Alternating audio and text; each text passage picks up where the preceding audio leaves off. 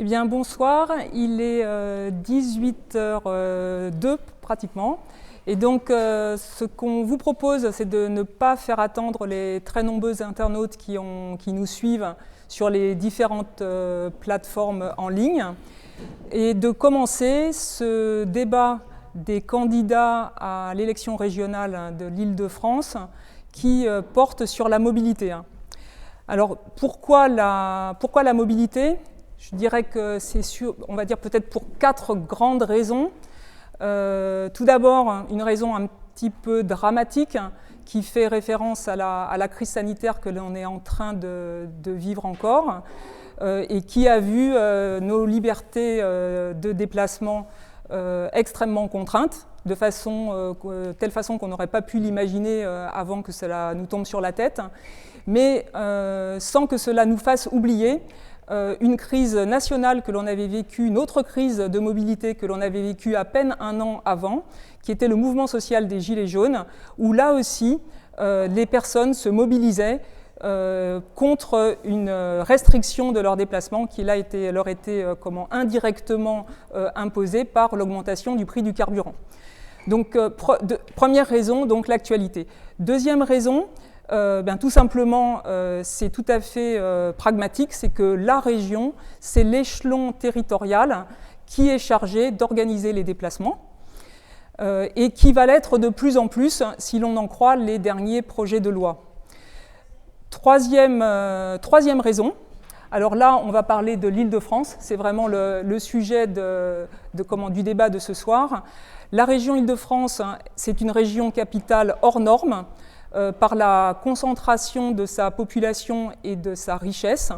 Et pour autant, ce n'est pas pour tout le monde une région où il fait bon vivre, du fait en particulier des inégalités sociales et territoriales, mais aussi pour la plupart d'entre nous, du fait de nos temps de déplacement. Parce que si la région est plus petite que la plupart des autres régions françaises, c'est malgré tout la région où l'on passe le plus de temps à se déplacer.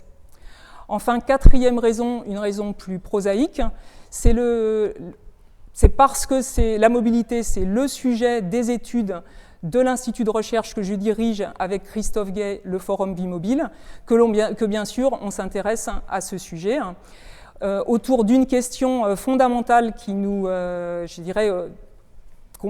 autour de laquelle on tourne depuis que la SNCF a créé l'Institut il y a 10 ans. Pourquoi se déplaçons-nous autant et surtout, pourquoi se déplaçons-nous de plus en plus vite, de plus en plus fréquemment et de plus en plus loin? Et en particulier, est-ce raisonnable, est-ce souhaitable au regard des impacts sociaux que les déplacements occasionnent, mais aussi des impacts écologiques? Et là, en fait, cette question-là, c'est la spécialité de la Fabrique écologique et donc de Géraud Guibert qui la préside, à qui je passe la parole. Merci Sylvie. Je voudrais moi aussi, au nom de nos deux organismes, saluer les internautes, l'ensemble des personnes qui vont suivre ce débat et leur souhaiter évidemment la bienvenue. Je voudrais aussi saluer les différents candidats, en les remerciant beaucoup de leur présence et je suis sûr que ce sera tout à fait passionnant. Je voudrais signaler qu'il y a donc les 5 principaux candidats qui sont présents ici, même si Laurent Saint-Martin va nous rejoindre dans quelques minutes.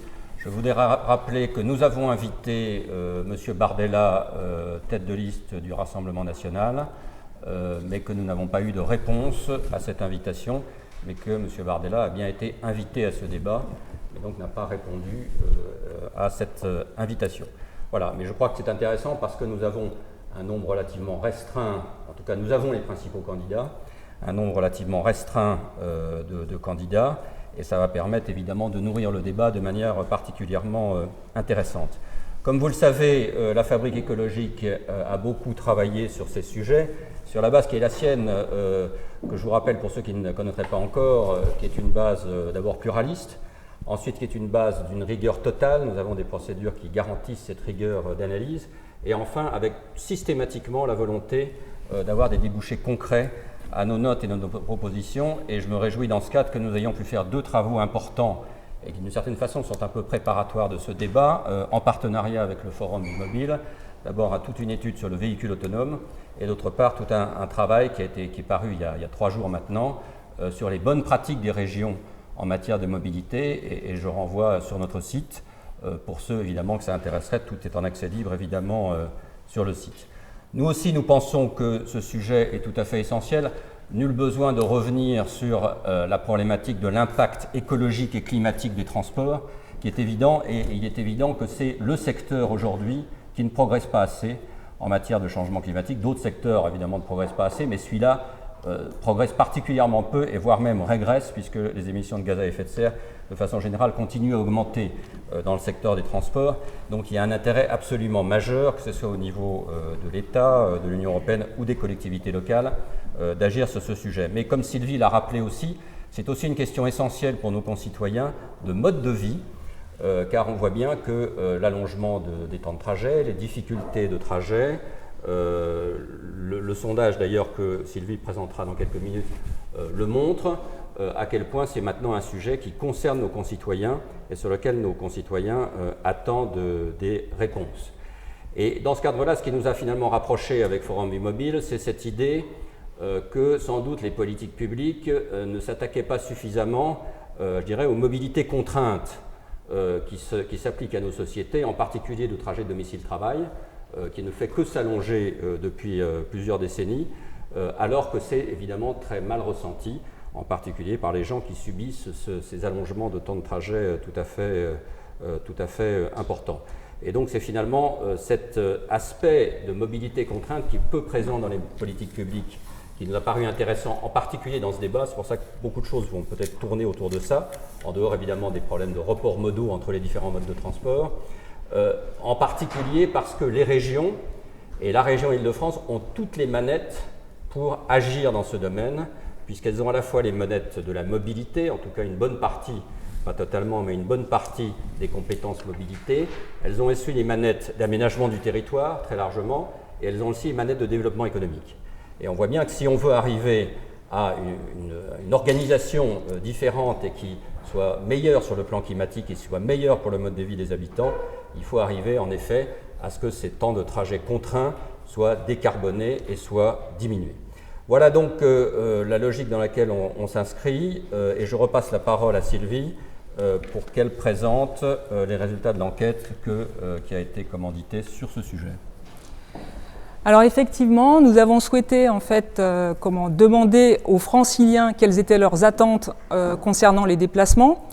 Et pour le résumer rapidement, on peut dire qu'ils ont exprimé des souhaits qui, vous allez le voir, font système, en fait, autour de 3 thématiques. Ils aimeraient avoir une plus grande liberté pour organiser leur mode de vie, leur temps de vie. Ils aimeraient avoir un rythme de vie apaisé. Et ils aimeraient aussi avoir moins de trajets entre leur domicile, leur lieu de vie et leur lieu de travail. Donc, quand je dis « ils aimeraient », c'est-à-dire pour ces trois sujets, c'est plus de 70% des personnes interrogées. Alors, on leur a aussi demandé, pour eux, quels seraient les leviers qu'ils aimeraient que les politiques aient en tête.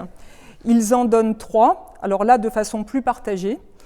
Bien sûr, ça tombe un petit peu sous le sens, en fait, ils plébiscitent la réorganisation du territoire à 95%, pour toujours donc rapprocher les lieux de vie des lieux de travail. Ils ont envie en fait de pouvoir avoir une plus grande liberté pour télétravailler. Et donc là, on peut dire que l'épisode de la crise sanitaire a vraiment été une expérimentation extraordinaire, puisque avant la crise, on avait moins de 2% de la population active française qui télétravaillait, et on est passé à 30% en France et même plus de 50% en Île-de-France. Donc effectivement, cette expérimentation est tout à fait, alors que jusqu'ici, en fait, c'était un levier que l'on évoquait, mais que l'on ne voyait pas se déployer, d'un seul coup, la crise finalement a donné cette perspective, a donné cette possibilité. Et enfin, 3e levier, la moitié des Franciliens interrogés aimeraient déménager. Pas tous pour sortir d'Île-de-France, mais pour ceux qui souhaiteraient partir d'Île-de-France, pour, on peut le dire d'un mot, fuir la densité, fuir la mégalopole. Alors, je dirais que donc, on attend de vous tous en fait, que vous saisissiez en fait, des attentes des franciliens et de leurs propositions. L'audition se déroulera en 3 temps. Donc on vous l'avait dit, en fait, vous aurez chacun 5 minutes pour exposer votre programme. Donc c'est à la fois, c'est quand même avant tout une audition, de façon à ce que vous ayez vraiment le temps de bien dire ce que vous imaginez pour le territoire francilien. Ensuite, après ce tour de parole, vous répondrez à nos questions à Géraud Guibert et moi-même. Et puis, donc, ce qui vous permettra d'ailleurs de répondre après avoir entendu les exposés de vos concurrents. Et puis, dans un troisième temps, vous pourrez réagir in fine aux propositions des autres candidats, dire en quoi elles peuvent éventuellement vous intéresser, en quoi elles convergeraient éventuellement avec une partie de votre propre programme, si elles vous semblent utopiques ou tout simplement si vous pensez qu'il ne faut absolument pas aller dans cette voie. Donc nous vous demandons de respecter strictement les temps de parole. Alors nous n'hésiterons pas, et j'imagine surtout Géraud Guibert, à couper vos interventions. Je ferai le sale travail. Voilà. De façon à ne pas dépasser le temps imparti. On est dans un espace qui est suffisamment volumineux en fait pour que si vous le souhaitez, vous puissiez rester sans masque, y compris quand vous n'avez pas la parole. Mais en tout cas, vous êtes libre bien sûr de le garder si vous le préférez. Et bien sûr, vous pouvez l'enlever quand vous avez la parole. Vous avez, votre ordre de passage a été tiré au sort. Vous avez eu la gentillesse d'accepter de nous laisser ce choix-là, et vous ne le connaissez pas, et donc vous allez le découvrir en même temps que les internautes. Donc l'ordre de parole sera le suivant, Julien Bayou, puis M. Baudet, qui représente donc Valérie Pécresse, puis Audrey Pulvar, puis Clémentine Autain, puis Laurent Saint-Martin. Voilà, on fera évidemment la première séquence dans ce sens-là et la deuxième séquence dans le sens inverse. Dans un autre sens. Non, dans un autre sens, justement. Non, on a fait un deuxième tirage au sort. Voilà, donc je passe la parole pour 5 minutes en vous demandant vraiment de respecter, normalement je pense que le temps doit s'afficher sur cet écran. Je vous préviendrai quelques secondes avant les 5 minutes pour que vous puissiez conclure votre intervention. Et donc je vous rappelle le thème du débat, qui est mobilité, mode de vie et transition écologique, quel futur désiré et durable pour la région Île-de-France. Et je passe la parole à Julien Bayou pour 5 minutes. Bonjour, merci Sylvie, merci Géraud, et merci à la Cité Fertile qui nous accueille. Moi je suis très heureux de pouvoir échanger avec nos compétiteurs et compétitrices. Je déplore l'absence de réponse du Rassemblement national. Je trouve que ça démontre qu'ils n'ont absolument aucun projet, si ce n'est anti-républicain. Et puis, désolé Monsieur Baudet, je déplore l'absence de la présidente candidate, Valérie Pécresse, qui parlait de révolution des transports en 2015. Et en fait, la dernière révolution, ce sont des écologistes qui l'ont menée, c'est le pass Navigo à tarif unique, qu'elle combattait et que désormais, aujourd'hui, elle soutient. Pour le reste, elle n'est pas là pour défendre son bilan, puisqu'elle en a pas. Elle promettait 700 rames, il y en a 200, dont la plupart ont été commandées par l'ancienne mandature, Pierre Cerne, vice-président écologiste. Le RERB et le D sont toujours aussi peu fiables, c'est la présidente du train de retard. Elle a augmenté le pass Navigo malgré ses promesses. Elle n'a pas mis d'euros sur le vélo, contrairement à ce qu'elle avait promis. Au contraire, elle a voulu combattre la piétonisation des voies sur berge. Je pourrais développer. Le résultat, c'est 10 000 morts évitables par an liées à la pollution, 1 francilien par heure, 2 le temps de notre audition. Et surtout, vous l'avez dit, la moitié des gens qui voudraient quitter l'Île-de-France à cause du stress en particulier et de cette pollution. 5 minutes, c'est trop court pour parler de transport. Donc, néanmoins, votre étude confirme la lame de fond post-Covid et peut-être post-Gilets jaunes en faveur des thèses que portent les écolos, souvent sous les moqueries et en particulier dans l'hémicycle.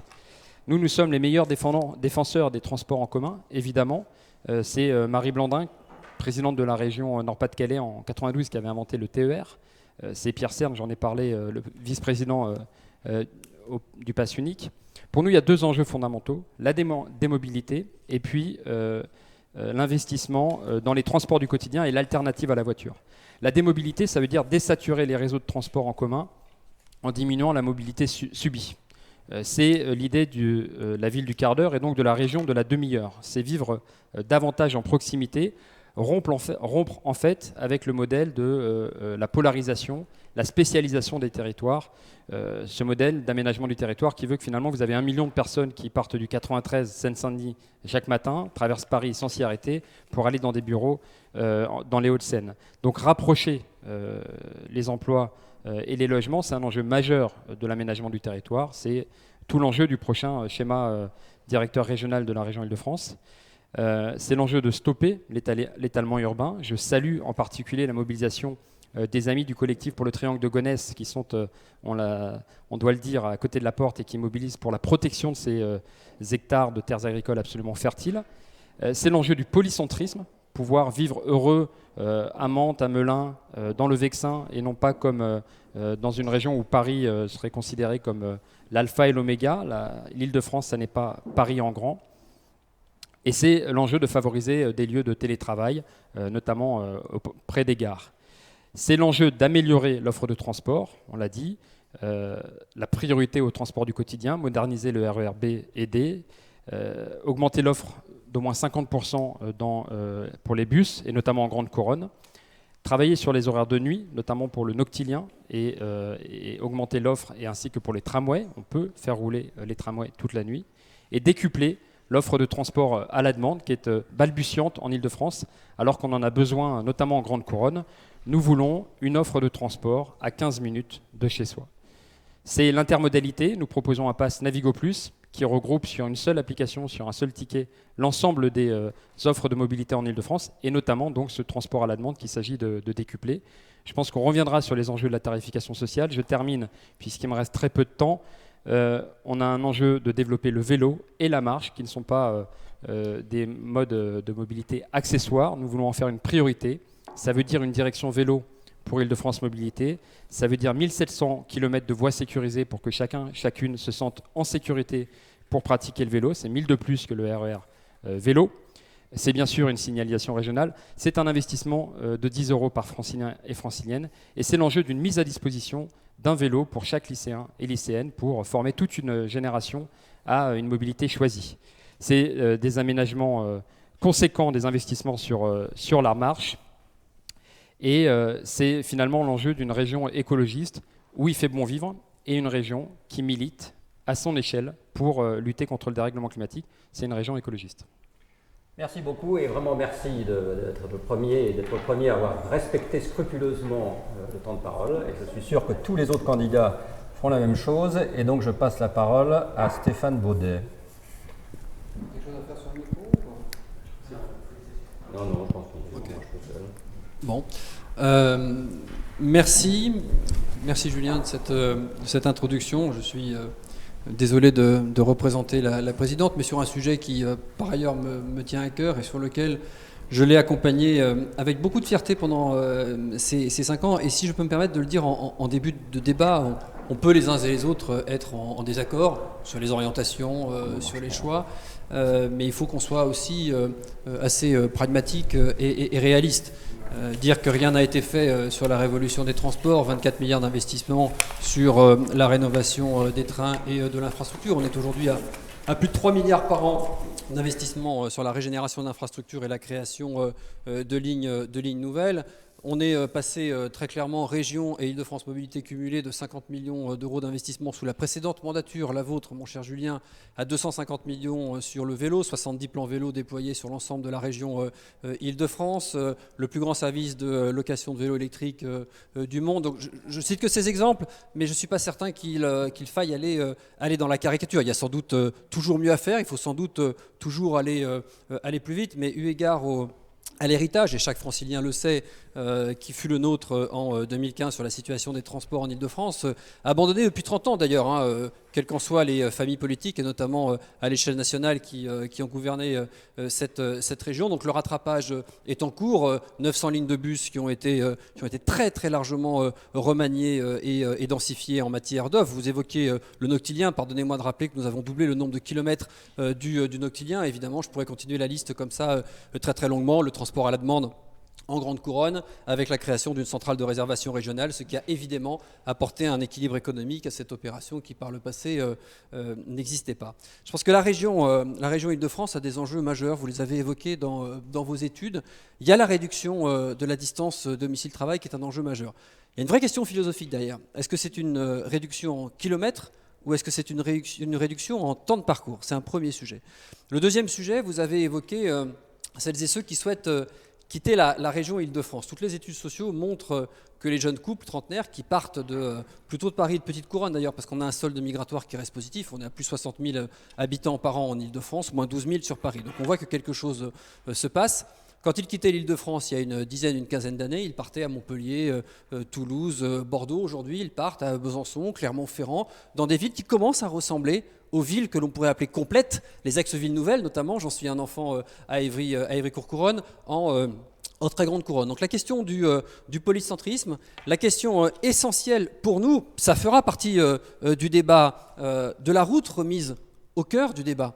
Les routes sont mal utilisées. C'est pas la route qui pollue, c'est bien ce que l'on met dessus. Quand on a 1,1 voyageurs par voiture dans les 400 km de bouchons en région parisienne tous les matins, il y a un véritable enjeu d'utiliser la route complètement différemment. Il y a, Julien l'a dit, nous en débattrons sans doute, la question tarifaire. C'est la raison pour laquelle, après ne pas avoir augmenté le pass Navigo depuis 3 ans, je me permets de rappeler, c'est factuel, que c'est la première fois depuis 30 ans, carte orange, pour celles et ceux qui s'en souviennent, cumulée, que le pass Navigo ou la carte orange n'est pas augmenté 3 ans de suite. C'est la première fois. Nous proposons d'aller plus loin, au-delà du demi-tarif pass senior que nous avons mis en place, au-delà des tarifications spécifiques que nous avons mis en place pour les étudiants, un bouclier à 4 € qui fasse que les longues distances à l'intérieur de la région, qui vont aujourd'hui parfois jusqu'à 20 ou 30 € ne soit plus un empêchement de déplacement et une forme de ségrégation territoriale. Donc les enjeux sont évidemment majeurs. Il faut, je le disais, éviter cette barrière chronique qui a été mise en place entre les transports collectifs qui sont saturés, sur lesquels on a mis un focus considérable. On n'est pas à 200 trains livrés, on est à 650, et il y en a dans les 650, 200 que vous aviez vous-même en effet commandés pour être tout à fait précis.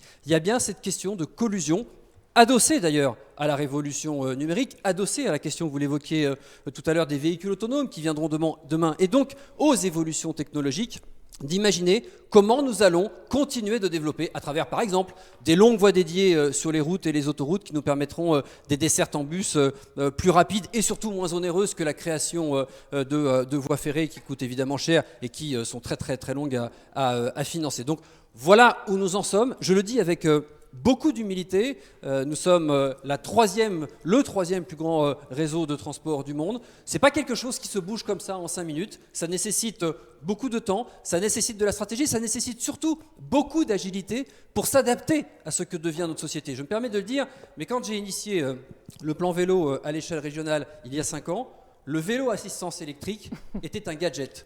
Aujourd'hui, c'est un enjeu de déplacement majeur. Donc, encore une fois, beaucoup d'humilité et des tas de champs de mobilité qui permettent d'avoir une offre complète pour mieux faire vivre cette région et rééquilibrer, c'était évoqué tout à l'heure, le déséquilibre notamment Est-Ouest, logement, emploi. Merci vous aussi d'avoir respecté scrupuleusement ce temps de parole. Et donc je passe la parole à Audrey Pulvar pour 5 minutes. Écoutez, quand on entend... Ça marche ? Quand on entend M. Baudet, on se demande qui présidait la région depuis 5 ans, puisqu'apparemment peu a été fait. Je suis engagée pour bâtir avec les Franciliennes et les Franciliens et avec les 7 partis de gauche écologistes qui m'ont rejointe dans Île-de-France en commun, ainsi que les citoyens et les citoyennes qui sont engagés aussi, citoyens et citoyennes de la société civile, très impliqués dans la vie de leurs concitoyens et concitoyennes. Je suis engagée pour bâtir avec les Franciliennes et les Franciliens une région qui soit plus responsable, qui soit plus juste et qui soit plus bienveillante.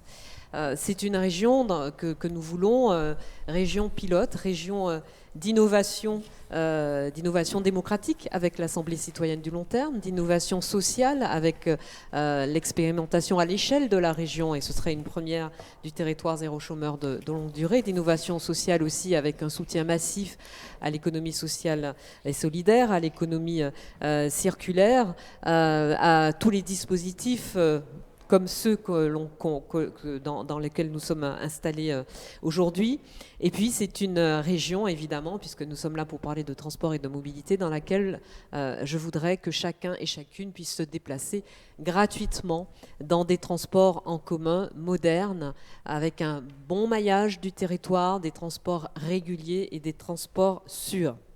Ce que nous souhaitons, c'est une Île-de-France qui soit moins fragmentée, qui soit moins inégale, en finir avec ce paradoxe d'une Île-de-France qui est la première région de France, la région la plus riche de France, deuxième région la plus riche d'Europe, et qui est pourtant la région dans laquelle il y a le plus grand nombre d'inégalités. Alors sur la gratuité des transports en commun, qui est une mesure que je porte, que je défends et que, présidente de région, je mettrai en œuvre progressivement, il ne faut pas opposer ou faire une exclusivité entre la gratuité et la qualité. Au contraire, dans toutes les villes et dans toutes les collectivités où on est passé à la gratuité des transports en commun, cette gratuité s'est accompagnée d'une amélioration du service, d'une amélioration de la régularité des transports, d'une modernisation du réseau et de meilleures dessertes dans l'ensemble du réseau.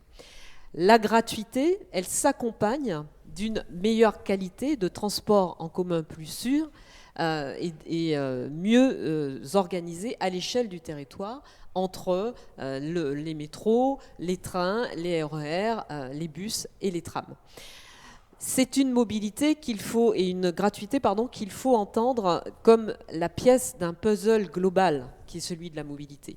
Avec la gratuité des transports, vous faites évidemment le RER vélo, mais aussi des infrastructures dans l'ensemble de la région, qui soient des infrastructures vélo sûres et bien réparties. Vous mettez en place dans les gares, devant les lycées, devant les administrations, des parkings sécurisés pour les vélos. Vous faites en sorte de développer les navettes interdépartementales, d'améliorer le franchissement de la Seine et de faire en sorte qu'il y ait une meilleure cohérence dans l'ensemble de la desserte et dans l'ensemble des transports en commun, dans l'ensemble des pratiques de mobilité. Et puis vous ajoutez à cela tout ce qu'il faut changer dans nos mouvements pendulaires, c'est-à-dire faire en sorte que pour toutes celles et tous ceux pour lesquels c'est possible, eh bien, les salariés d'entreprise puissent choisir de télétravailler 1 ou 2 jours par semaine, ce qui permet de désengorger les transports en commun. Vous faites en sorte que dans les entreprises, dans les administrations, dans les universités, on puisse arriver à des horaires plus étalés le matin et partir avec des horaires plus étalés le soir, afin là aussi de désengorger les transports. Et vous désengorgez les routes en privilégiant, dans une région comme l'Île-de-France, le fret ferroviaire et le fret fluvial, par exemple, pour ne citer que ces 2 exemples-là. Notre objectif, c'est aussi, évidemment, de prendre nos responsabilités à l'égard de l'urgence climatique. La gratuité des transports, c'est avant tout une mesure, bien sûr, de pouvoir d'achat, c'est une mesure de justice sociale et c'est aussi une mesure de responsabilité à l'égard de l'urgence climatique. Un mot encore pour vous parler, évidemment, j'ai parlé de multimodalité, pour vous parler de l'autopartage et du covoiturage que nous allons encourager et pour lequel nous prévoyons des voies réservées sur les principaux axes, et puis pour vous parler de la place des piétons. Les marcheurs, M. Saint-Martin, il faut qu'ils se sentent en sécurité et que l'espace public leur soit restitué. Ce que nous voulons, c'est une région, il me reste 15 secondes, dans laquelle il y ait plus de temps de vie disponible pour chacune et pour chacun. Je vous remercie. Merci, et merci aussi de ce respect du temps de parole très scrupuleux. Et donc c'est vrai, quelques secondes, c'est vrai. Je passe la parole à Clémentine Autain. Pour 5 minutes. Merci à vous et merci de l'organisation de ce débat. Au fond, agir sur les mobilités, c'est un défi majeur et conjoint pour l'environnement et pour la qualité de vie des habitantes et des habitants. Et il faut partir du constat du défi qui est devant nous parce que notre modèle de développement est insoutenable. Il menace la planète et que la place des transports et l'enjeu des mobilités, c'est central si l'on veut relever le défi climatique. Chaque année, par ailleurs, en Île-de-France, il faut savoir qu'il y a entre 10 000 et 20 000 personnes qui meurent en raison des pollutions.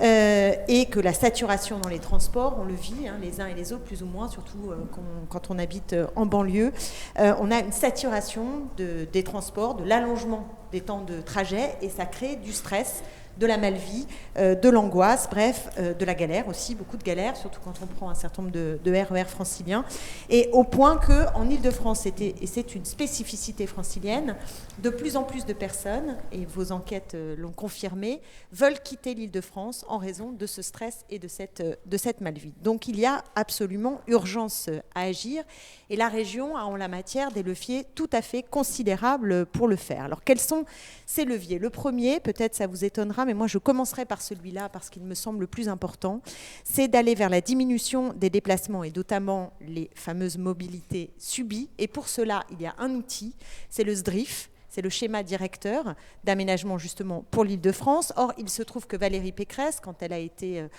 élue, s'est empressée de jeter aux oubliettes ce document fondamental. Pourquoi il est fondamental ? Parce que justement, il permet de planifier, d'organiser dans le temps l'aménagement du territoire. Et si l'on veut rapprocher les lieux de vie des lieux de travail, si l'on veut imaginer un modèle de développement plus polycentrique, alors il nous faut un document qui permet de tracer des objectifs pour pouvoir y parvenir.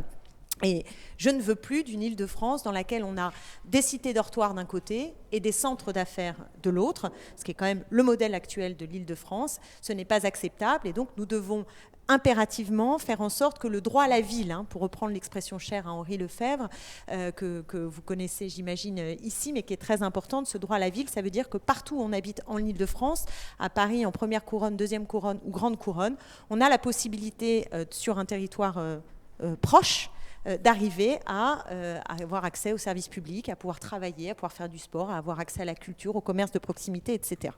Je veux dans ce cadre-là, du coup, fixer quelques objectifs précis en la matière pour ce qui concerne les modes de transport, parce qu'il faut qu'on arrive là aussi à les inscrire, à horizon 2030. Pour la voiture, il faut savoir qu'aujourd'hui, la voiture, c'est un mode de déplacement pour 35% des cas. Il faut aller vers 20%. Les transports collectifs, c'est 22%. Il faut les augmenter à 28%. Et la place du vélo, qui est très faible en Ile-de-France, et désolé de vous contredire, mais en l'occurrence, les forfaits pour le vélo, c'est à peu près zéro, puisque en Ile-de-France, c'est 2% du budget de transport, et c'est d'ailleurs 2% aussi de la part des déplacements. Je pense qu'on peut le porter à 12%.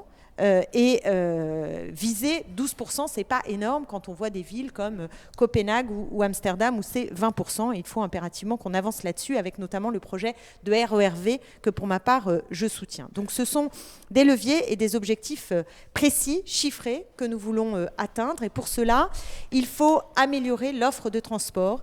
Et j'aimerais bien entendre le représentant de Madame Pécresse nous éclairer là-dessus parce que la privatisation qui est prévue et accélérée par Valérie Pécresse de lignes de transport en commun est une catastrophe. Ça veut dire que demain, il n'y aura plus de pilotes dans l'avion, que ce seront des transports en commun qui seront plus dégradés pour les usagers et avec une intensification du travail pour les salariés. Donc je m'oppose absolument à cette privatisation et je suis pour que nous investissions dans les transports du quotidien, RERB, RERD, RERC, des flottes de bus en banlieue. Je ne vais pas tous les détailler, mais certainement pas dans le Charles de Gaulle Express, si cher à Madame Pécresse, qui est ce train des riches. Par ailleurs, un mot sur les transports de marchandises, très important. Il me semble qu'il faut aller vers une écotaxe pour les poids lourds et qu'il faut développer le fret ferroviaire et le fret fluvial. D'ailleurs, les déplacements sur tous les cours d'eau en Ile-de-France, c'est, à mon avis, une stratégie d'avenir tout à fait importante. Et il faut penser également la stratégie du dernier kilomètre, comme on dit, en aidant les entreprises coopératives à faire ce travail plutôt que de soutenir quelque part l'ubérisation de la société en la matière. Donc pour terminer, vous allez dépasser, de 10 minutes. Ah, j'ai croyé que c'était... Parce que quand on le regarde, il me reste 8 secondes. D'accord, ok. À 6,5. Excusez-moi. Je termine d'une phrase. Désolée.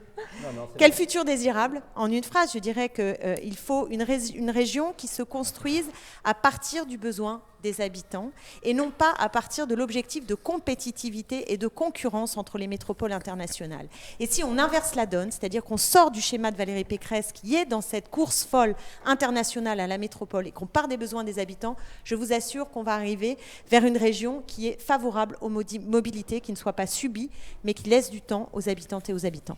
Merci beaucoup. Et je passe la parole donc au dernier candidat, qui est donc Laurent Saint-Martin. On lui souhaitons la bienvenue puisqu'il est arrivé légèrement en retard. Donc Laurent Saint-Martin, je vous passe la parole pour 5 minutes. Merci de votre accueil, merci de votre invitation. Je vous prie en effet d'accepter mes plates excuses pour ce retard. D'abord, avant d'entamer mon propos, un mot de gratitude et de remerciement, je crois nécessaire pour tous les agents de France Mobilité, de tous les opérateurs qui ont su permettre à tous ceux qui en avaient besoin, malgré la pandémie, même s'il y en a eu beaucoup moins, de prendre les transports en commun dans des conditions sanitaires extrêmement compliquées. Mais cela a été fait avec succès et je tiens à le saluer, à le dire et à leur exprimer toute ma gratitude. Je crois que dans les mobilités, comme dans beaucoup d'autres politiques publiques, ce qui se conçoit bien s'énonce clairement. Et je crois qu'on a tous intérêt à avoir un objectif politique très clair. Pour ma part, j'ai un objectif, 3 constats amers malheureusement, et 3 axes prioritaires d'action.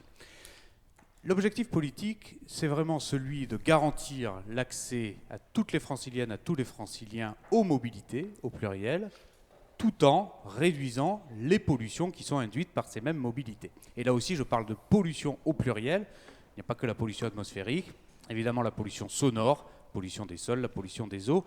Et ce diptyque-là, d'améliorer la vie quotidienne des usagers tout en créant des mobilités plus soutenables, est un objectif politique assumé. C'est celui que je porte dans ma candidature.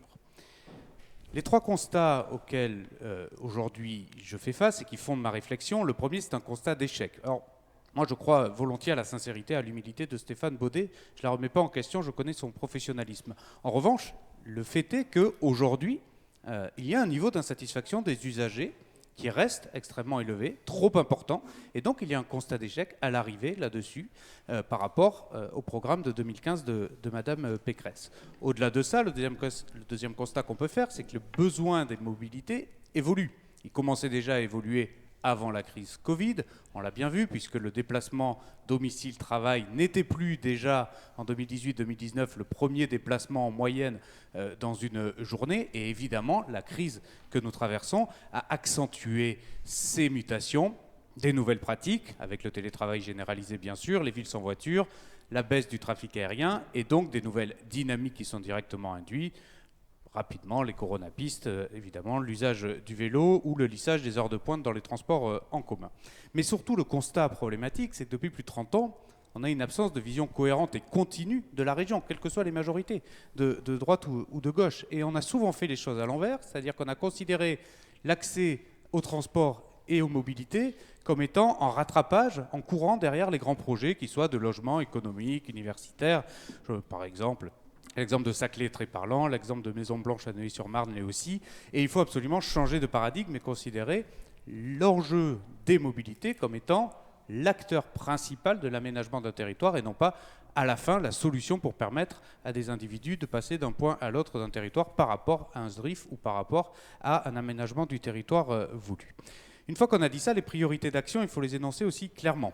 Poursuivre le plan de rattrapage d'investissement, ça je suis d'accord, il faut y aller franchement. L'accessibilité des gares, c'est plus possible. 100% en 2025, ça doit être un objectif pour tous absolument majeur et très clair. Le respect contractuel de la ponctualité à minimum 90%, quitte à déplafonner les amendes au besoin. Aujourd'hui, on a un cruel manque de satisfaction usagée à ce niveau-là. Et puis la sécurité dans les transports, c'est évidemment la première des libertés. C'est pour ça que j'ai proposé la création de la police régionale des transports, pour que Île-de-France Mobilité se dote pour la première fois d'un service interne de sécurité qui coordonnera l'ensemble des acteurs de sécurité de l'État ou des autres collectivités. L'évolution de l'aménagement de l'Île-de-France, c'est évidemment le deuxième axe prioritaire, avec un modèle intéressant à observer, qui est celui du Grand Paris Express. Quand vous avez l'État qui propose avec la Société du Grand Paris la création de 68 gares en petite couronne, que que vous avez des vrais lieux de vie qui vont se créer autour de ces 68 gares, on va avoir une Île-de-France qui va être constituée en nouvelle polarité.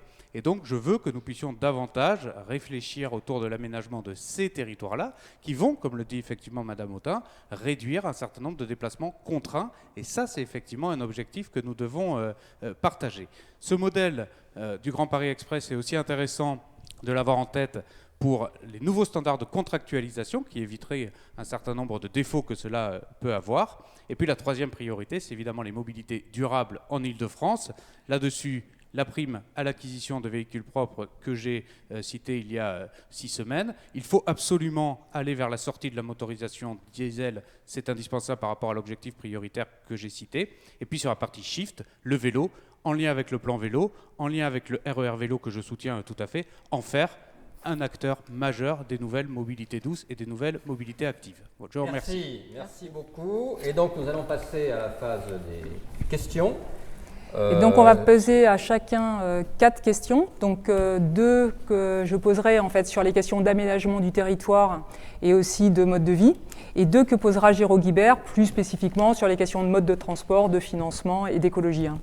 Vous ne vous étonnerez pas, je fais une petite remarque, connaissant nos esprits libres, à Sylvie et à moi, qu'il y ait parfois quelques petits grains de sel qui se soient parsemés dans les questions. Alors effectivement, c'est vrai que l'esprit des questions, c'est de soit montrer des éventuelles incohérences qui nous sont apparues dans vos programmes ou dans vos discours, soit des manques ou des choses qui n'ont pas été dites.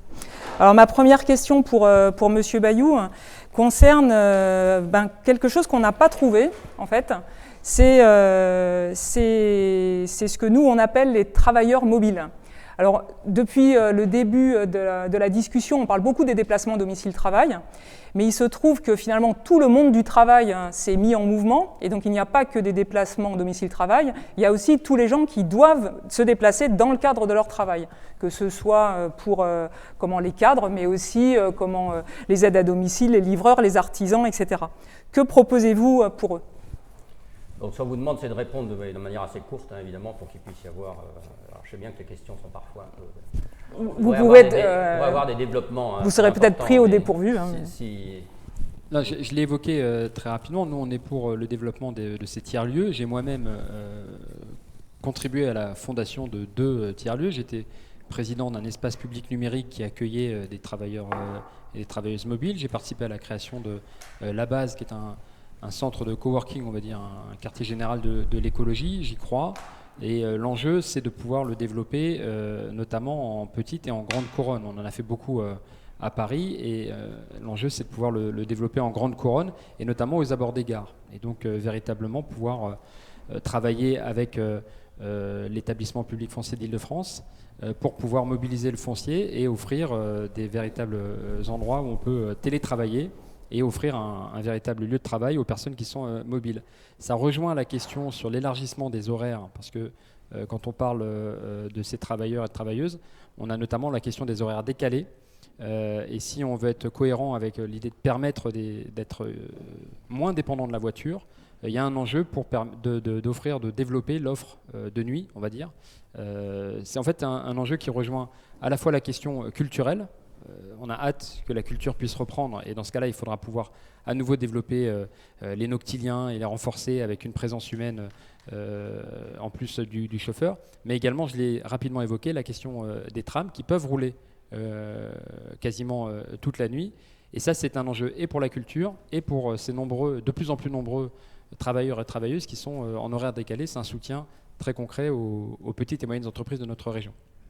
Alors une petite question, en fait, est-ce que vous êtes favorable au projet de RERV qui a été initié par le collectif Vélo Île-de-France et que reprend Madame Pécresse et Monsieur Baudet ?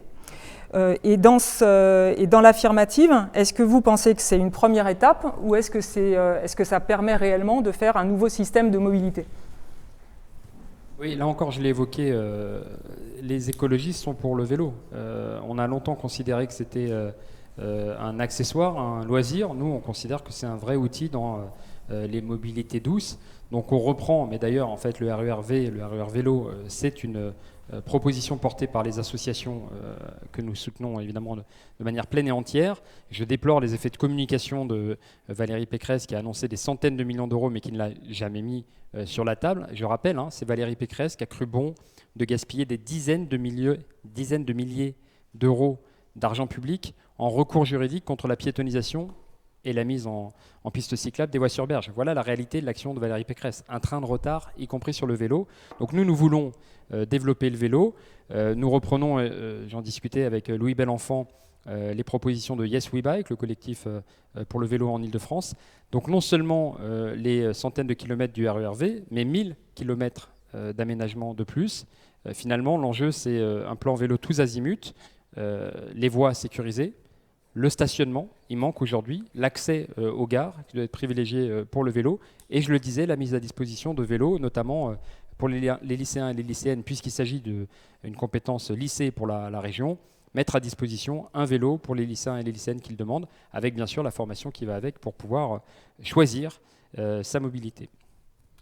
Merci. Alors, est-ce que vous considérez que le secteur aérien doit évidemment prendre toute sa part dans l'action climatique ? Évidemment, pour l'Île-de-France, les touristes étrangers sont un enjeu majeur, et en particulier aujourd'hui, où il y a quand même toute une série de secteurs qui souffrent de l'absence des touristes étrangers. Quelle est la stratégie, disons, à moyen terme que vous souhaitez en matière touristique pour l'Île-de-France, compte tenu de cet objectif sur le transport aérien ? Écoutez, sur le trafic aérien, quand on discute avec les professionnels du secteur, ils vous disent sur les 8 dernières années, c'est 7 années de crise. Et donc en fait, ça fait une tendance, c'est-à-dire que notre fonctionnement ou le tourisme est très très vulnérable, très dépendant aux chocs exogènes. Et donc il y a un enjeu de repenser un tourisme durable. Ce qui a le moins mal fonctionné dans la petite saison qu'on a eue cet été, c'est Grande Couronne, puisqu'il y a une évolution de l'expérience utilisateur ou utilisatrice, si on dit, avec un besoin d'accès à la nature. Donc sur la question du tourisme, on ne doit pas nier qu'il y a un problème de nuisance. Je pense à la question des loyers, que Airbnb, qui constitue une concurrence déloyale à l'égard de nos hôteliers, participe très directement à la cherté des loyers qui contribue en retour à l'augmentation des temps de transport, puisque les salariés sont obligés d'aller plus loin. Vous voyez que tout n'est pas rose dans le tourisme ou dans le tourisme de masse. Et donc il y a un enjeu de privilégier le train. Voilà, c'est le combat que mène Karima Deli, qui est présidente de la commission des transports pour les trains de nuit. Je constate que le terminal 4 qui était envisagé est abandonné, c'est heureux. Et donc se pose la question de la ligne 17 Nord, et en particulier de la gare égarée à 2 km de Gonesse, la gare en plein champ, qui menace les terres fertiles agricoles de Gonesse. Donc l'enjeu, vous voyez, c'est de ne pas considérer que le tourisme est un bien en soi. Si on parle de nuisances aériennes, on doit penser aux vols de nuit. Nous sommes pour la réduction des vols de nuit. Orly bénéficie d'un couvre-feu depuis 1968. Je ne vois pas pourquoi les habitants qui sont dans le sillage des couloirs aériens, 1 million de personnes autour de Deuil-la-Barre, pourquoi à Roissy n'y aurait-il pas le même couvre-feu qu'à Orly ? C'est Bruno Latour qui dit quand une crise arrive, l'enjeu c'est de vérifier ce qui doit repartir et ce qu'on doit aménager, et sinon c'est gâcher une crise. Eh bien, puisque le trafic aérien est en berne et qu'il ne va pas repartir immédiatement, profitons-en pour lutter contre les nuisances et la cherté des loyers induites par Airbnb, et par le fait de privilégier le train plutôt que le trafic aérien. C'est aujourd'hui, en ce moment même, qu'on vote le projet de loi climat qui est parfaitement indigent en la matière. Et bien demain, la région le fera, soutenir le train. Alors, dernière question. Vous êtes donc contre les grands projets, un certain nombre de grands projets, et en particulier les projets sur 3 gares, Gare du Nord, Gare d'Austerlitz et la gare de la ligne 17. Est-ce que c'est pas paradoxal d'être contre les projets de gare ? Je continue, c'est toujours moi. Oui. Ouais. Et alors pour Gonesse, encore une fois, c'est toute la ligne 17 Nord qui est remise en question à mon sens, une fois qu'il n'y a plus le terminal 4 à Roissy, et une fois qu'il n'y a plus EuropaCity, heureusement, fort heureusement, un projet de centre commercial démesuré. nous devons protéger les terres agricoles. Si vous ne dites pas protection, zéro artificialisation nette, ce qui est valable pour Gonesse, ce qui est valable pour Saclay, ce qui est valable pour Grignon, alors dans ce cas-là, il n'y a plus aucun discours crédible en matière d'écologie, en matière de protection du climat, en matière de protection de la biodiversité, en matière de soutien à l'agriculture, de proximité, de maraîchage et de circuits courts. Voilà la vérité.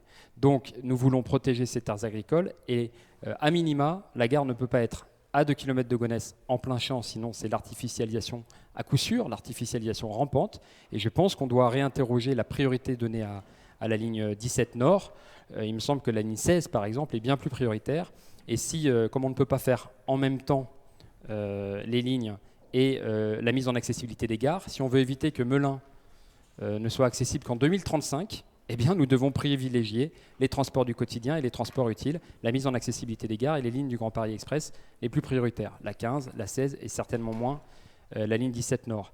Sur Gare du Nord et Gare d'Austerlitz, très rapidement, parce que j'imagine que vous me dites que je suis trop long, l'enjeu c'est de privilégier les transports du quotidien. Or, dans ces projets, il y a disons-le, une opportunité foncière, il y a une spéculation, il y a l'idée d'en faire des centres commerciaux. Et vous pouvez acheter tout ce que vous voulez, des macarons, des jeans, c'est ça, hyper cher, mais pas de billets de train. Voilà. Donc on transforme des gares parmi les plus grandes d'Europe en centres commerciaux où finalement on se retrouve un peu comme dans un hub d'aéroport. Eh bien nous disons, ces gares doivent être rénovées, certes, mais faisons-en plutôt des îlots de fraîcheur. Évitons le béton, c'est un vieux combat des écologistes pour l'accès à la nature en ville. Et faisons-en non pas des centres commerciaux géants, mais des gares utiles aux voyageurs du quotidien. Alors une question difficile pour Monsieur Baudet.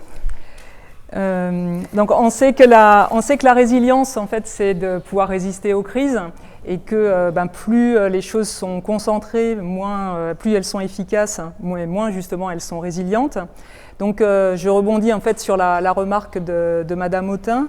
Comment pensez-vous pouvoir améliorer la résilience de la région Île-de-France aux crises, qu'elles soient climatiques, sanitaires ou autres, tout en augmentant l'attractivité et la croissance de la région? D'abord, il y a la question de son attractivité en matière d'aménagement du territoire, très clairement. Vous l'évoquez tout à l'heure, je le disais, on a un solde migratoire qui reste positif et la Grande Couronne va être de plus en plus attractive. Donc on a une capacité d'accueil qui correspond à ce que l'on peut aller rechercher en province. Ça amène évidemment le deuxième sujet, il a été d'ailleurs évoqué à plusieurs reprises à travers le SDRIF, à travers l'aménagement du territoire au sens régional, c'est à travers le polycentrisme. Encore une fois, enfant d'une ville nouvelle, je vois bien ce que le polycentrisme aurait dû faire et qu'il n'a pas forcément réussi. Et c'est évidemment un sujet sur lequel il faut revenir. D'ailleurs, j'entends dans toutes les remarques les responsabilités incroyables qui incombent à Valérie Pécresse qui aurait créé ou généré tout ce qui dysfonctionne dans cette région, à la fois la saturation des transports, les retards en matière d'entretien, les déséquilibres est-ouest entre la construction de logements et la construction d'emplois. La question du polycentrisme véritablement est importante. La question de soutenir la recherche également, d'avoir des pôles internationaux d'attractivité est évidemment essentielle. La question aussi en matière industrielle notamment, on l'a fait d'ailleurs. Le plan route a été souvent raillé, mais enfin les financements qui consistaient à aller travailler avec énormément de secteurs de recherche sur les véhicules de demain, vous avez évoqué tout à l'heure les véhicules autonomes, c'est aussi venir, alors que l'Île-de-France est une des grandes régions de France en matière de production de véhicules, et en l'occurrence de main-d'œuvre, donc on a des emplois à faire muter, c'est évidemment un enjeu majeur.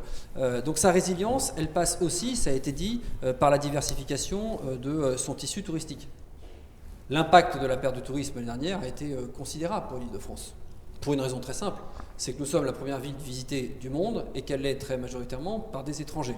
Or, l'année dernière, quand le tourisme a repris pendant la période estivale, il a repris sur les fronts de mer, sur l'Atlantique et sur la Méditerranée. Il n'a pas repris ni sur le tourisme économique, ni sur le tourisme étranger sur Paris pour des raisons de crise sanitaire. Et de ce point de vue-là, la question de la diversification de ce tourisme sur une empreinte beaucoup plus, en effet, Grande Couronne, un patrimoine riche, exceptionnel dans cette région, qui là aussi doit très largement sortir du périphérique. Et puis, sa résilience, c'est aussi permettre une adaptation, j'insiste, je le redis, parce que là aussi, tous les mots à Valérie Pécresse, c'est évidemment de continuer de développer ces réseaux, de faire que cette région soit circulable, agréable. Moi j'entends tous les principes, toutes les grandes promesses, on est en campagne électorale. Évidemment, c'est les catalogues à l'après-vert, c'est tout à fait normal, y compris d'ailleurs de celles et ceux qui oublient qu'ils ont dirigé la région pendant 20 ans, jusqu'à il y a 5 ans, en nous laissant l'héritage qui est le nôtre. Donc la résilience, elle passe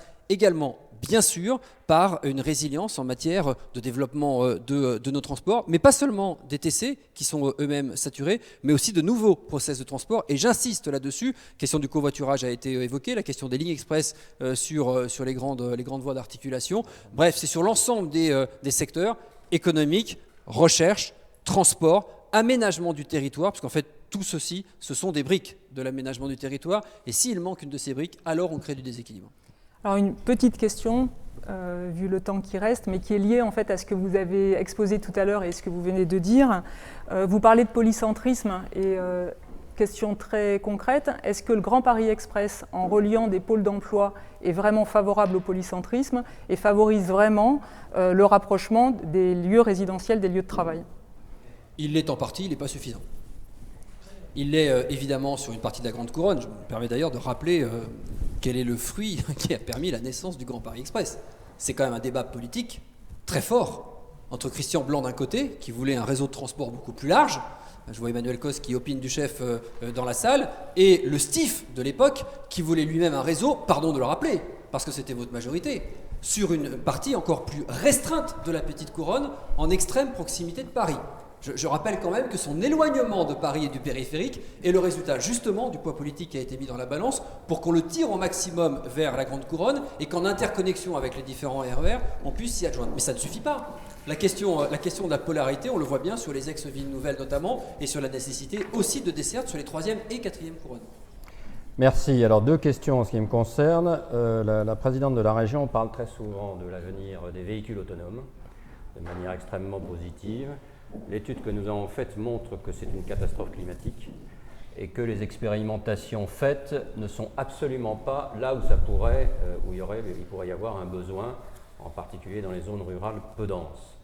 Alors, est-ce que par rapport à ce constat, est-ce que vous pouvez préciser un peu quelle est la position de votre équipe là-dessus? Le constat que vous faites est très intéressant. Il rejoint la première question de tout à l'heure, c'est-à-dire le soutien aussi au développement, à la recherche français, puisque je rappelle que une grande partie des véhicules autonomes que nous avons testés, notamment à Vincennes, notamment à la Défense, sont de fabrication française. Donc il faut aussi accompagner la mutation dans notre parc automobile en matière de recherche. Donc c'est évidemment un élément important. Et puis il y a la jonction, je n'ai pas lu votre étude, alors pour le coup je la veux bien volontiers, entre ce qu'est le véhicule autonome aujourd'hui dans ses perspectives et ce qu'il pourra être demain. En effet, quand on aura du transport à la demande en véhicule autonome en très très grande couronne, on aura résolu une partie du problème.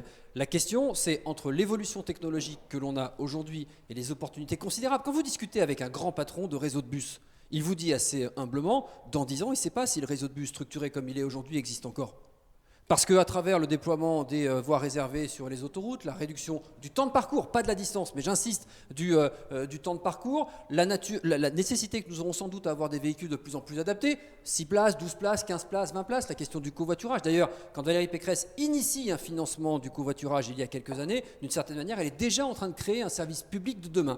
Donc sur ces questions-là, c'est la jonction entre les évolutions technologiques, bien sûr, l'offre et la demande, et le modèle économique qu'il faudra se créer autour de ces questions. Je complète cette question en disant, est-ce que quand même il ne faudrait pas que la région pèse pour que les expérimentations faites soient aux endroits où il y a des besoins potentiels et non pas à la Défense pour traverser l'esplanade? Bien sûr, et c'est prévu. Je vous rappelle quand même, accessoirement, puisque nous ne sommes pas l'État, j'entendais dire tout à l'heure la région a tous les leviers ou elle a toutes les compétences. Non, je vous rappelle qu'elle ne gère pas les... Non mais justement, je me permets de le rappeler, notamment, elle ne gère pas les routes. C'est pas complètement anodin, parce que je vous rappelle le combat qui a été le nôtre pour faire... Non mais oui, mais c'est important, parce que quand on fait la Défense, pourquoi on fait la Défense? Parce qu'on est en zone piétonne et qu'on est légalement autorisé à le faire. Quand on commence sur à Vincennes, pourquoi on commence d'abord par la liaison piétonne qui est le long du château et pas sur la route? C'est parce que la loi ne nous y autorise pas. Quand sur le pont Charles de Gaulle, je crois que c'était à Paris avec la RATP, on initie ici la première expérimentation sur 150 mètres, c'est parce que c'est le seul endroit où on a l'autorisation de venir exploiter. La question, c'est la question de la labellisation et de l'autorisation à exploiter. Et nous y sommes évidemment très favorables. On est d'ailleurs sur plusieurs projets. Il y en a un du côté de Saint-Quentin-en-Yvelines, il y en a un du côté d'Évry-Courcouronnes notamment, sur le centre hospitalier sud-francilien, pour justement essayer d'aller plus loin sur la région. Alors ça correspond tout à fait à ma deuxième question, donc c'est parfait. Vous n'avez pas de compétences aujourd'hui sur la voirie, simplement il y a eu en effet un épisode important sur la voirie au cours de mandat, et il est possible que vous ayez compétences sur la voirie dans l'avenir. Oui. Alors quelle est votre philosophie sur l'action sur la voirie, et en particulier, est-ce qu'il faut agrandir la voirie ou bien au contraire la diminuer à certains endroits pour donner plus de chances au transport en commun? Les deux, mon général.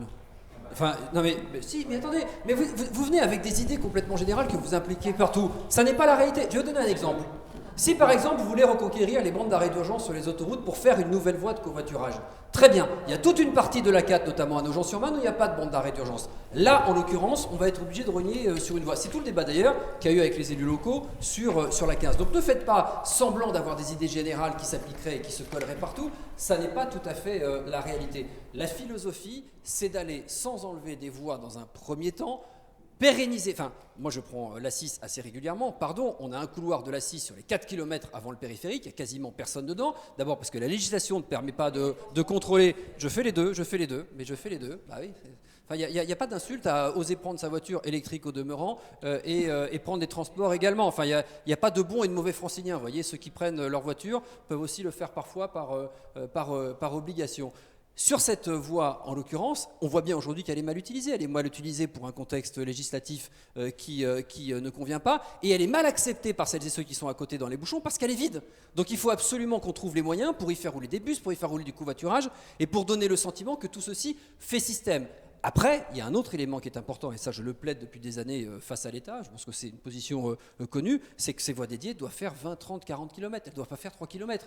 Encore une fois, si on veut que ça fasse système, le jour où on mettra 15 minutes pour faire Évry-Courcouronnes, Porte d'Orléans, avec une voie dédiée et un bus express, alors on aura gagné. Merci beaucoup. Donc on passe aux questions à Audrey Pulvar. Sylvie, à toi. Alors, on sait en fait que 80% des habitants qui ont envie de quitter l'Île-de-France ne souhaitent pas s'installer dans une autre métropole.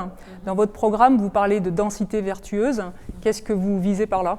Comment la densité peut-elle être vertueuse au regard des aspirations des habitants ? Alors là, vous parlez de ceux qui quittent la région Île-de-France, mais il reste encore 12 millions de Franciliennes et de Franciliens dont beaucoup ont bien l'intention de continuer de vivre dans cette région et espèrent que leurs conditions de vie vont s'améliorer.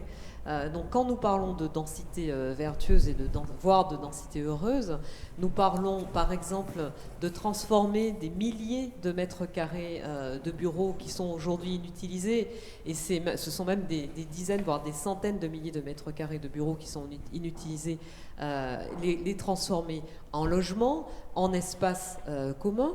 C'est évidemment se poser la question de friches industrielles qui peuvent être reconverties en lieux d'accueil pour des ressourceries, des recycleries, des acteurs de la logistique la moins polluante ou des acteurs de la transition écologique et solidaire, des acteurs de la transformation des produits agricoles. C'est évidemment réfléchir en concertation avec les associations d'usagers, de riverains, avec les élus locaux, à un meilleur aménagement du territoire, sans continuer l'étalement urbain, mais en rendant, par exemple, beaucoup plus agréables les quartiers de gare et en faisant des gares des lieux de vie. Tout à l'heure, vous évoquiez le temps de travail des travailleurs mobiles et les conditions de travail des travailleurs mobiles. Moi, j'ai le souvenir... quand j'étais présidente de la Fondation Nicolas Hulot, de nombreux départs en train très très tôt le matin, genre à 6h15, 6h20, pour sortir de la région, pour aller par exemple à Angers, à Blois ou que sais-je encore, et d'avoir vu dans ces trains très tôt le matin et très tard le soir, et aujourd'hui je le vois encore en Île-de-France, car ça m'arrive très régulièrement de prendre là aussi les transports très tôt le matin.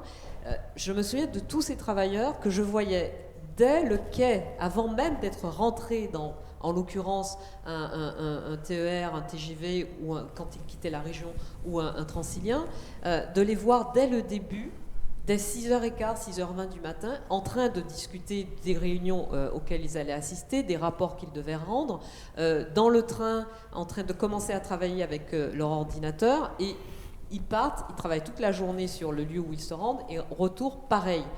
Et je me dis que pour ces travailleurs-là, peut-être qu'il serait temps que ce temps de travail, entre 6h15 et 8h, le moment où ils arrivent à destination, eh bien, soit compté effectivement dans leur journée de travail. Et puis pour eux, peut-être qu'il faudrait imaginer, et ça concerne les travailleurs mobiles franciliennes et franciliens, des points de travail, de coworking, des espaces dédiés dans les rames, dans lesquels ils pourraient s'installer pour justement profiter de ce temps, puisqu'ils l'utilisent déjà pour travailler, de façon plus confortable et plus efficace. Ça aussi, c'est une forme de densité, à mon sens, réussie.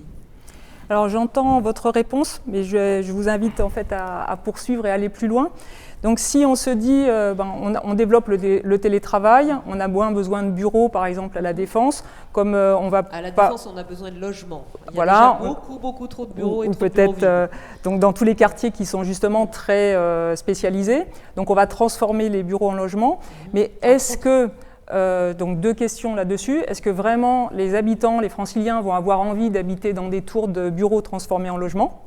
Et deuxième question dans le même sens, en fait, est-ce que la perspective de la réorganisation de l'Île-de-France qui se profile dans ce cadre-là n'amène pas aussi à repenser complètement, par exemple, le versement par les entreprises, le versement transport des entreprises pour des déplacements domicile-travail qui n'existent plus, etc.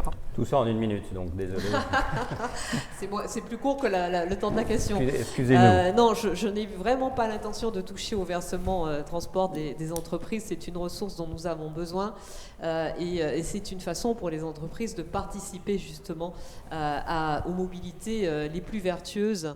Et je fais une petite parenthèse pour dire, je parlais tout à l'heure de la gratuité des transports, que nous soutiendrons évidemment les initiatives des entreprises qui incitent leurs salariés à plutôt utiliser les transports en commun ou les mobilités actives, qui les incitent comment ? Non seulement évidemment avec le versement transport, mais aussi en installant sur les parkings des entreprises des places pour les vélos, en débitumant une partie de ces parkings pour en faire aussi des espaces de vie, de moments de vie partagés entre les différents collaborateurs, ou des chefs et chefs d'entreprise qui choisissent de proposer à leurs salariés une flotte vélo ou une flotte vélo-cargo plutôt qu'une flotte de véhicules. Pour répondre à votre question sur le fait de savoir si des gens voudront s'installer dans d'anciennes tours de bureaux très rapidement, reconvertis en logements. Vous savez, aujourd'hui, il y a 750 000 demandes de logements sociaux en Île-de-France, sur l'ensemble de l'Île-de-France. Nous connaissons des acteurs qui savent transformer les anciens bureaux en lieux de vie confortables, en lieux de vie écologiquement responsables. Et quelque chose me dit que pour ces 750 000 demandes de logement qui sont en souffrance depuis des années, une solution comme celle-là pourrait en séduire quelques-uns. Merci. Alors, 2 questions en ce qui me concerne. D'abord, évidemment, une question sur la gratuité. J'ai lu quelque part que la gratuité sera financée en partie par une taxe sur le e-commerce. Alors, comment on fait ça au niveau régional ? Alors, d'abord, elle ne sera pas seulement financée par la taxe sur le e-commerce, elle sera aussi financée par une taxe sur les modes de transport les plus polluants. Vous savez que le développement, à côté des modes de transport les plus polluants, le développement de l'e-commerce, c'est aussi le développement de beaucoup de nuisances et de beaucoup d'externalités très négatives pour l'environnement. La loi climat, qui a donc été solennellement votée aujourd'hui à l'Assemblée nationale, est pleine d'incohérences et d'insuffisances, mais elle a une petite pépite quand même, je dois le reconnaître, cher Laurent Saint-Martin, c'est l'article 32 qui prévoit que les collectivités régionales pourront décider d'elles-mêmes de leur fiscalité écologique. Eh bien, nous allons nous saisir de cet article 32 pour pouvoir justement élaborer, réfléchir à la fiscalité écologique que nous allons mettre en place en Île-de-France. Et nous ne sommes pas la seule région qui le demande. Beaucoup de régions réclament depuis longtemps la possibilité de mettre en place leur propre fiscalité écologique. Et c'est pour ça que parmi mes propositions, il y a le fait, aussitôt après ma présidence, de lancer des assises régionales de la fiscalité. Enfin, la taxe sur le e-commerce, il faudra un changement législatif. Oui, mais vous savez, il arrive que des responsables de collectivités, des maires de grandes villes, obtiennent de l'État qu'il change la loi. Vous savez, il fallait changer la loi pour que Paris ait une police municipale. Si on s'en était tenu au fait que cela ne relevait pas des compétences de la maire de Paris, il n'y aurait pas de police municipale à Paris. Or, voilà que cette police, elle existe, elle a été créée et que la loi a été modifiée. Donc, vous voyez, ce genre de choses peut arriver. Il faut rester confiant. Alors, dernière question, est-ce qu'un certain nombre d'expressions de vos concurrents ont été assez claires sur les deux projets de Charles de Gaulle Express et la gare et la ligne de Gonesse? Est-ce que vous pouvez préciser exactement quelle est votre position sur ces deux projets? Ma position, elle est celle des principaux concernés, c'est-à-dire les Franciliennes et les Franciliens qui vivent, se déplacent et travaillent dans cette partie de la région. Vous savez, la ligne 17, elle ne concerne pas que le triangle de Gonesse. Elle ne s'arrête pas au triangle de Gonesse. Elle continue. Certes, l'abandon du terminal 4 de Roissy, très bonne initiative, remet en cause une partie de son utilité. Mais un des aspects intéressants de la ligne 17, c'est qu'elle permet de soulager en partie le trafic du RERB et la fréquentation du RERB, et que d'ailleurs, les travaux de modernisation du RERB sont liés aussi à ceux de la ligne 17, et que donc arrêter, supprimer, contrarier une décision de l'État qui ne relève pas de la région de faire cette ligne 17, ça a aussi un impact direct pour les dizaines de milliers de Franciliennes et de Franciliens qui utilisent le RERB tous les jours. J'étais évidemment contre le projet d'Europa City. Je suis évidemment contre l'artificialisation de terres agricoles qui ne sont pas les plus fertiles d'Europe, mais qui sont des terres agricoles qui peuvent être transformées, qui peuvent être encore améliorées. Elles sont situées entre deux aéroports, mais elles ont le mérite d'exister et elles sont très prometteuses. Mais j'entends aussi ce que disent beaucoup d'habitants de cette partie de la région, beaucoup d'habitants du Val d'Oise et au-delà du Val d'Oise, puisque je vous parlais de la Seine-Saint-Denis. Je crois que cette responsabilité de faire une gare ou pas, elle revient à l'État. Pour autant, nous, ce que nous portons, c'est d'abord un projet. C'est un projet pour l'ensemble de ce département du Val d'Oise et pour l'ensemble de la zone du triangle de Gonesse. Un projet de transformation de l'agriculture et de soutien d'installation sur place ou d'accompagnement des agriculteurs sur place pour la conversion ou le maintien en agriculture bio ou ne serait-ce que le chemin vers une agriculture durable. C'est l'installation d'un lycée agricole sur place pour former les jeunes franciliennes et les franciliens et ceux qui voudraient y venir au métier de l'agriculture, de l'agroécologie, de l'agroforesterie. Et c'est l'installation d'un incubateur des métiers de la transition écologique et solidaire. Si, je réponds à votre question, il me reste 19 secondes. Si pour cela, il faut ouvrir... Puisque le tunnel, il continue d'être construit, le chantier, il continue en souterrain. Si pour cela, il faut ouvrir une entrée et une sortie de gare avec une petite emprise sur 2 hectares, 3 hectares maximum avec un parking, pour permettre à ces lycéens de se rendre au lycée, pour permettre aux habitants de cette partie de la région d'avoir un métro, et pour permettre aux agriculteurs et aux travailleurs agricoles sur place de s'y rendre, ça ne heurte pas mes convictions écologiques. Merci beaucoup. Donc les questions maintenant à Clémentine Autain. Alors vous êtes, je crois, la seule en fait à vous positionner clairement sur comment la perspective de baisser les déplacements, donc comme une seule vraie mesure en fait pour arriver à les décarboner en fait, et donc vous attaquez vraiment à l'évitement. Donc c'est tout à fait original. Dans cette perspective, est-ce que ça permettrait de se passer des grands projets, de tout grands projets de transport collectif, ou est-ce qu'il faudrait carrément envisager une baisse de la population ? en tout cas, pour ce qui est de la population, il me semble qu'une maîtrise est nécessaire. Je ne partage pas du tout le point de vue évoqué par M. Baudet, qui représente ici Valérie Pécresse, pour expliquer qu'au fond, quand vous l'interrogez sur la résilience, il vous répond attractivité, et on a l'impression que le puissant fond de cette attractivité pour que de plus en plus de personnes puissent rejoindre l'Île-de-France est un objectif.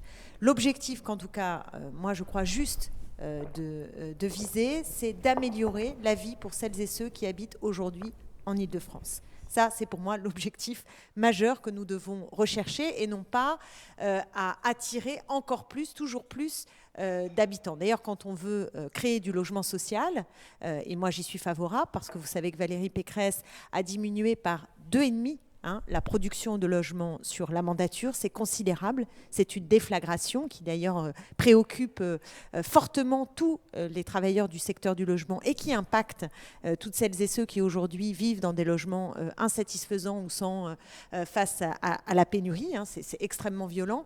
Donc nous voulons relancer cette production, mais cette production, elle doit permettre de mieux vivre aussi pour des personnes qui sont d'ores et déjà sur notre territoire. Donc ça, c'est la première chose. Ça ne veut pas dire...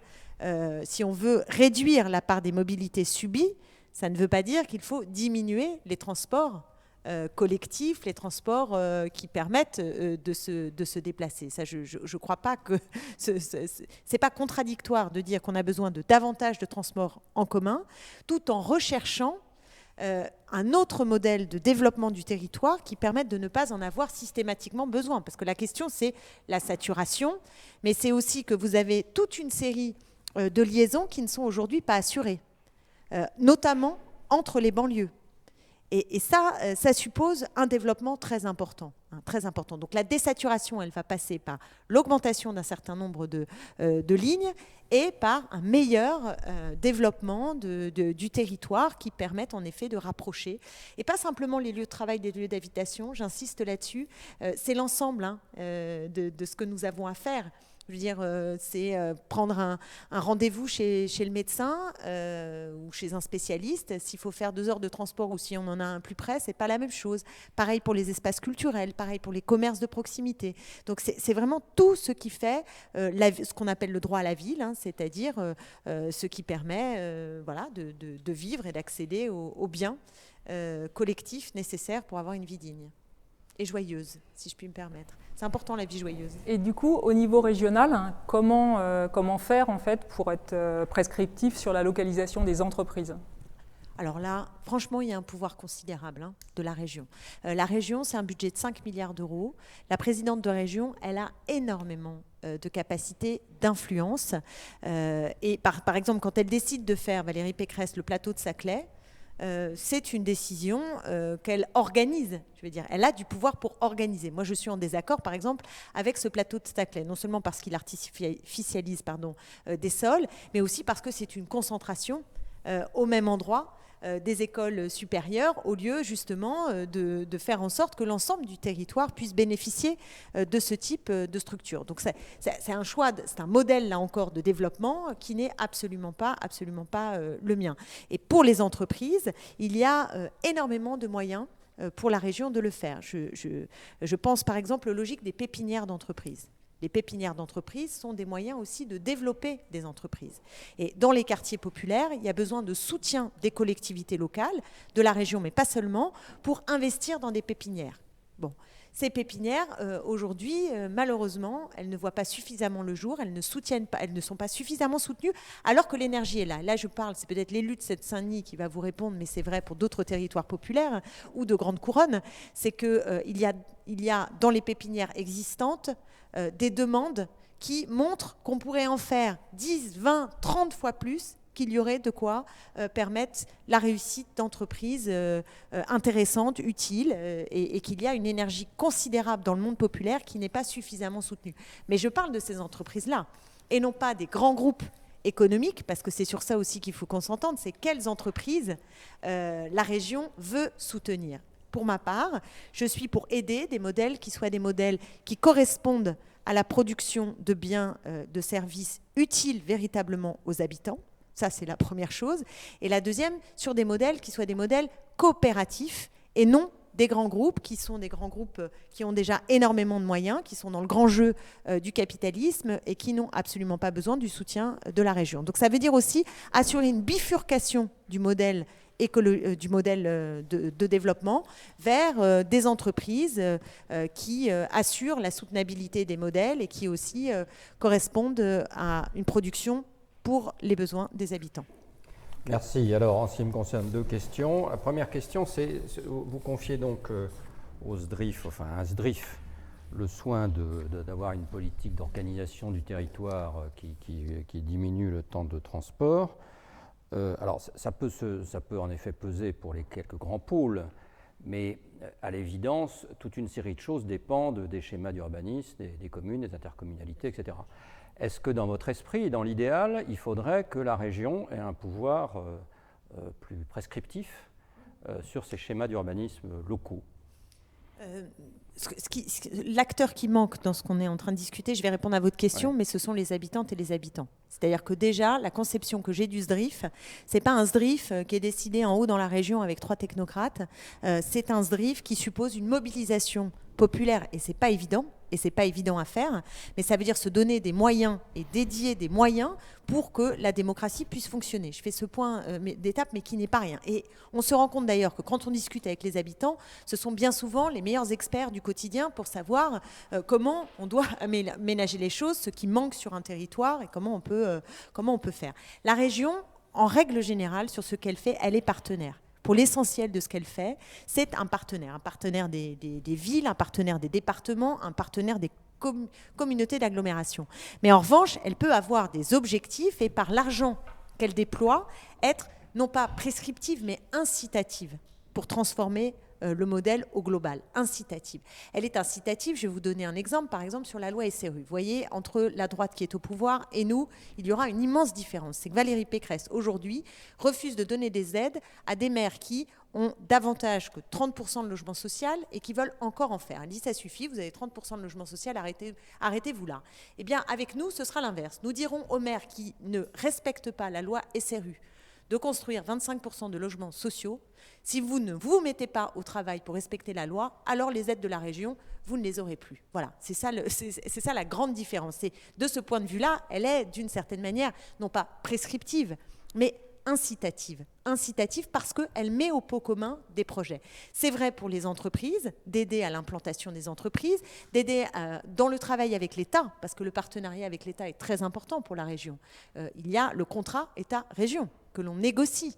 Et donc, dans ces négociations, il faut bien savoir quels sont les objectifs que l'on veut faire rentrer là-dedans. Et donc, tout ça suppose du rapport de force, mais j'estime que la présidente de la région la plus riche de France a vraiment les moyens, non pas d'imposer, mais en tout cas d'infléchir considérablement le modèle de développement.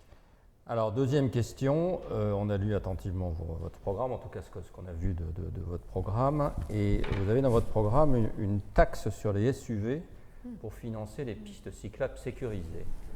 Alors, est-ce que vous pouvez nous expliquer, dans le cadre des compétences de la région, comment vous faites ça ? Même problème que sur les taxes. Oui, enfin, c'est quand même, bien là, sûr. Pour le coup, je rappelle il faut juste. Expliquer aux électeurs. Voilà, exactement. D'abord, expliquer aux électeurs et aux électrices que la région ne lève pas l'impôt directement. Donc, elle a un budget qui est quand même contraint. Non, mais il faut le rappeler.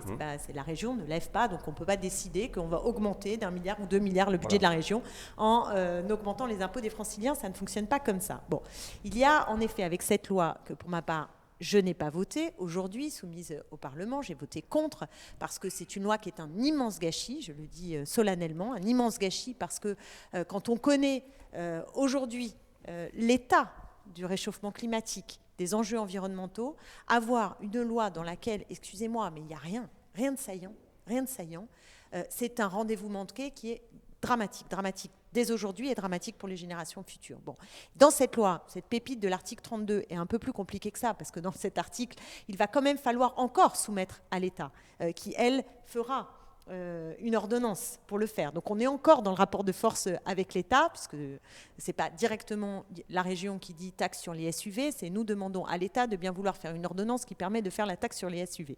Mais il faut quand même avoir de l'ambition et des propositions dans les négociations avec l'État.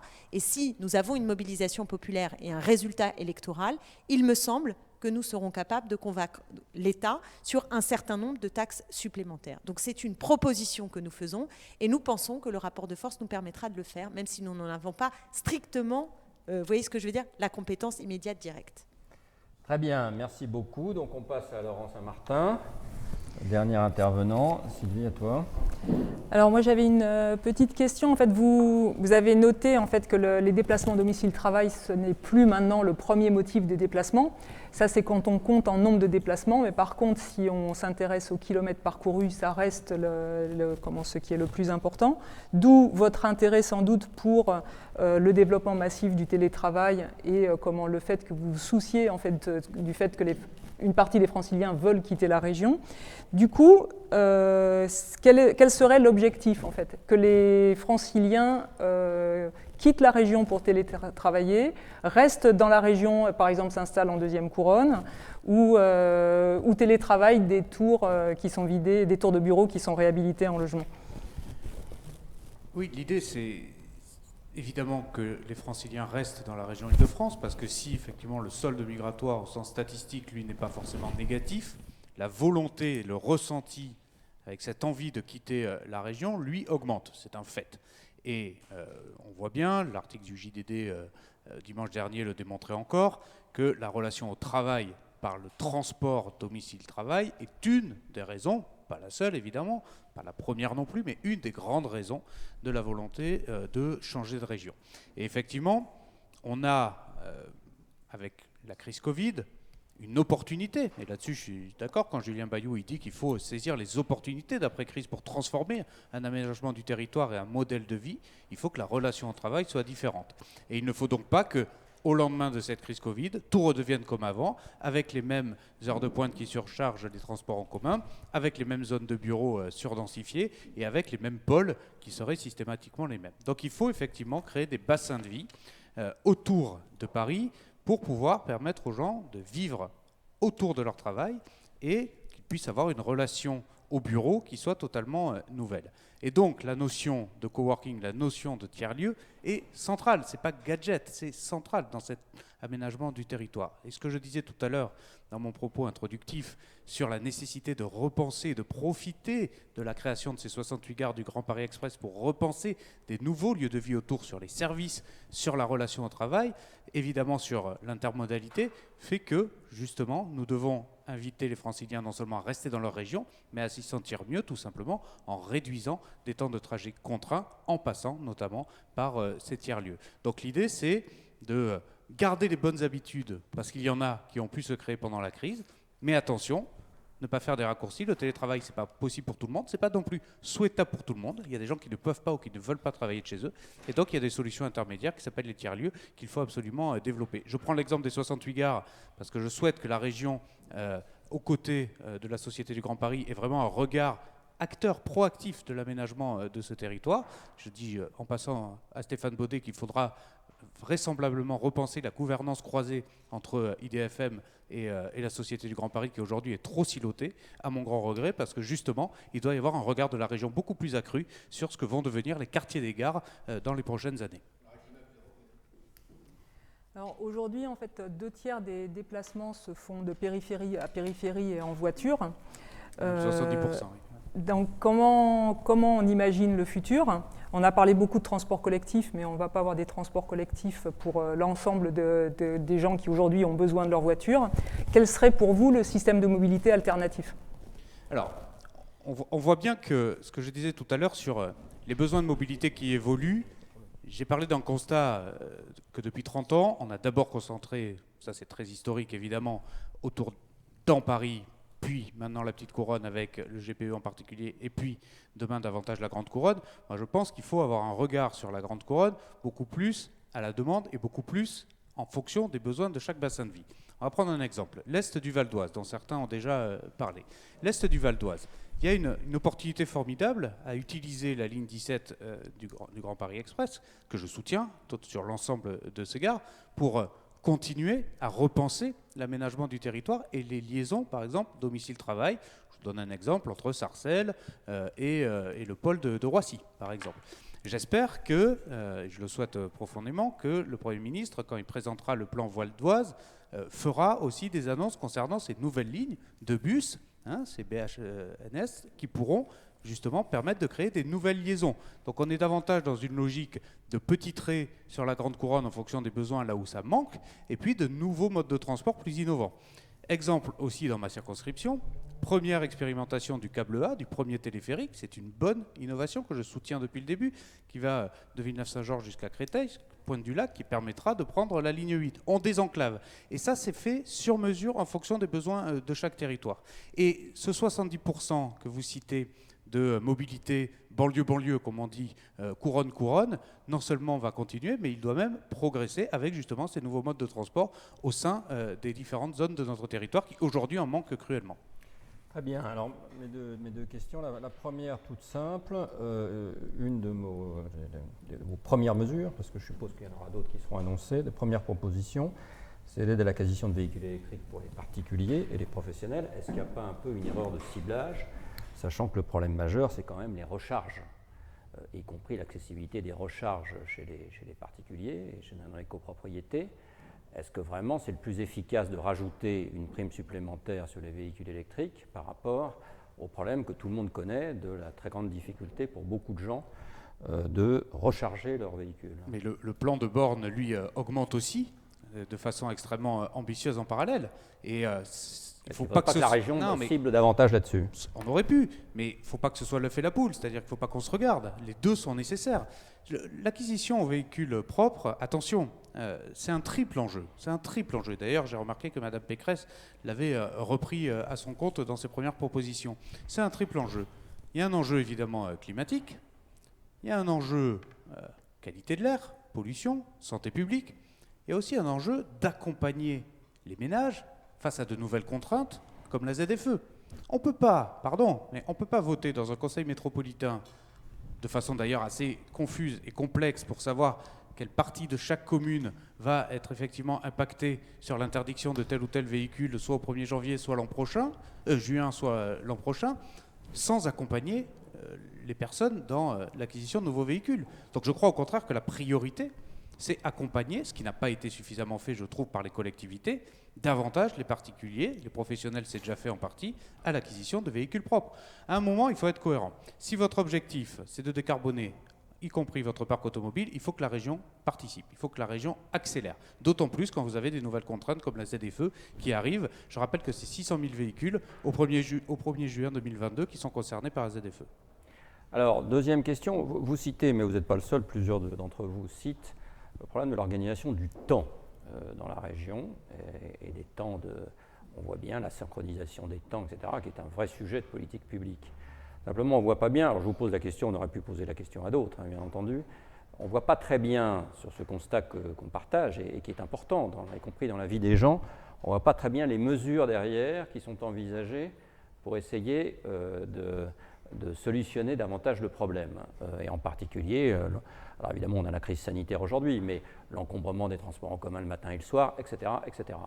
Est-ce que vraiment il y a des possibilités, est-ce que la région a des possibilités, et lesquelles, de mesures, et lesquelles pour améliorer cette synchronisation des temps, plutôt pour désynchroniser les temps, ce qui permettrait quand même une qualité de la vie bien meilleure? Tout à l'heure, quand j'ai cité les nouveaux besoins de mobilité que la crise avait créés, on voit bien qu'il y a des nouvelles pratiques, des nouvelles dynamiques, dont par exemple le lissage des heures de pointe dans les transports en commun. Il y a des solutions que l'on voit de nos propres yeux et qui fonctionnent. Dans les transports en commun, Stéphane Baudet, je pense, sera d'accord, on a tous les problèmes qui se cumulent sur certaines heures. On a tous les problèmes qui se cumulent. Les problèmes de ponctualité, les problèmes d'accident, les problèmes de santé et les problèmes de sécurité. L'enjeu, il est évidemment là. Donc il faut desserrer cet étau d'heures de pointe. C'est indispensable puisque c'est une solution à tous les problèmes qu'on a cités auparavant. Ce qu'on a dit tout à l'heure, mais en changeant la relation à ce domicile-travail qui est encore aujourd'hui, même si j'ai dit que ce n'était pas la première en nombre, le premier déplacement en nombre, ça reste évidemment là où ça congestionne, évidemment. Donc c'est là-dessus qu'il faut mettre tout l'investissement possible et toute la modification sur l'aménagement du territoire. Quand je parle de réaménager les 68 gares, ce n'est pas pour faire joli et pour créer des mini-villes nouvelles partout, c'est pour changer considérablement les bassins de vie locaux pour qu'il n'y ait plus justement ces moments de grande tension dans les transports en commun. ces 4 nouvelles lignes de métro vont changer considérablement, le réseau en étoile va changer considérablement, les usagers du RERB par exemple et d'autres. Donc c'est le cumul de toutes ces solutions qu'on a, soit dans les tuyaux parce que c'est en chantier, soit parce que la crise crée de nouvelles habitudes et de nouveaux modes de vie. C'est ce cumul-là, c'est cette somme-là qui fera que nous pourrons, j'en suis convaincu, résoudre la question que vous posez. Mais oui, la région est évidemment responsable dans cette politique publique, puisque c'est elle qui a la vision et le regard de son aménagement du territoire, avec une compétence clé qui est celle des transports, qui, je le répète, est la solution majeure à tous les problèmes que l'on cite. Merci beaucoup. Je te passe la parole, Sylvie, pour la dernière séquence. Alors, ce qu'on vous a proposé, en fait, c'est de conclure chacun un peu comme vous avez fait l'exposé en début d'audition. Donc, on a tiré au sort un autre ordre de passage. Donc, là, c'est Madame Pulvar qui commence, suivi de Monsieur Baudet, puis de Monsieur Bayou, puis de Madame Autain, et c'est Monsieur Saint-Martin qui termine à nouveau. C'est le hasard. Voilà. Et malgré tout, j'ai quand même une question pour tous, à la suite de ce que disait Monsieur Saint-Martin. On ne comprend pas en fait pourquoi, si vraiment c'est simple de désynchroniser et de faire des politiques temporelles, pourquoi ce n'est pas fait, puisque ça ne coûte rien. Alors... c'est une question à tous. Mais non, mais c'est une question à tous. Vous pouvez conclure sur... C'est sûr, mais 5 minutes. Oui, non, vous pouvez conclure ce que vous voulez. Comme on a un tout petit peu de retard, mais que tout le monde a pris un petit peu, on vous propose de conclure en 4 minutes. C'est ce qu'on me dit. En 4 minutes. Voilà, plutôt que 5. Là, déjà, j'ai perdu 10 secondes. Bon, allez-y. Non, rien n'est simple pour répondre à votre question, et je crois que personne ici n'a parlé de solutions simples. Très rapidement, on a peu parlé de sécurité dans les transports, qui est quand même une préoccupation majeure de la part des usagers et surtout des usagères des transports en commun en Ile-de-France. Donc évidemment, c'est un sujet sur lequel il va falloir faire un très gros effort, notamment dans les requêtes fortes que nous formulerons à la SNCF et à la RATP. Et puis, après discussion, pour ce qui me concerne, avec les opérateurs, avec les syndicats, les représentants du personnel, nous imaginons que cette gratuité des transports que nous mettrons en œuvre progressivement permettra de redéployer les effectifs, notamment les contrôleurs, pour qu'il y ait plus de présence en gare, plus de présence dans les rames des représentants des opérateurs, ce qui rassure la population. Vous savez, moi, ce qui me frappe dans tout ce qu'on s'est dit tout à l'heure, c'est à quel point on envisage peu la profonde transformation de nos modèles, de nos schémas mentaux qu'il faut mettre en œuvre pour faire face à une urgence, à une réalité qui est présente déjà ici et aussi ici et déjà maintenant, c'est la réalité de l'urgence climatique et de ses effets aujourd'hui déjà en Ile-de-France pour beaucoup de monde. Pendant que nous parlions, il y a des viticulteurs du sud de la France qui se demandent s'ils vont encore cette année subir les effets du réchauffement climatique. Il y a des agriculteurs d'Ile-de-France qui se demandent si cet été ils auront encore affaire à une phase de sécheresse épouvantable. Il y a des dizaines de milliers de Français, mais des milliers de Franciliennes et de Franciliens qui vont être atteints de maladies respiratoires et voire périr prématurément, mourir prématurément du fait de la pollution de l'air qui est amplifiée par le phénomène de réchauffement climatique. C'est ça l'enjeu. En plus de l'enjeu évidemment de justice sociale et de pouvoir d'achat dont je parlais avec la gratuité, c'est ça l'enjeu auquel il nous faut faire face aujourd'hui. Et quand j'entends parler il y a quelques mois dans la bouche de Valérie Pécresse et à l'instant dans celle de Laurent Saint-Martin de voitures propres, bon, ça n'existe pas les voitures propres. Il y a des voitures moins polluantes, mais ça n'existe pas les véhicules propres. Quand vous parliez tout à l'heure d'attractivité à propos du tourisme, de l'avion, etc., mais oui, il y aura toujours du tourisme et tant mieux. Oui, il y aura toujours des avions pour les longues distances et le moins on les prendra, le mieux ce sera, mais il y aura quand même des déplacements à faire. Mais l'attractivité d'une région aujourd'hui, c'est une région, la région Île-de-France, qui est la première région agricole de France, mais qui est si peu nourricière. C'est une région qui transforme son agriculture et son modèle d'alimentation. C'est une région qui privilégie le produire proche. C'est une région qui privilégie l'économie sociale et solidaire, qui privilégie l'emploi non délocalisable, qui privilégie le temps de vie en commun, de vie partagée par les Franciliennes et les Franciliens, qui soit un temps de vie de meilleure qualité. Ça, c'est une sacrée attractivité.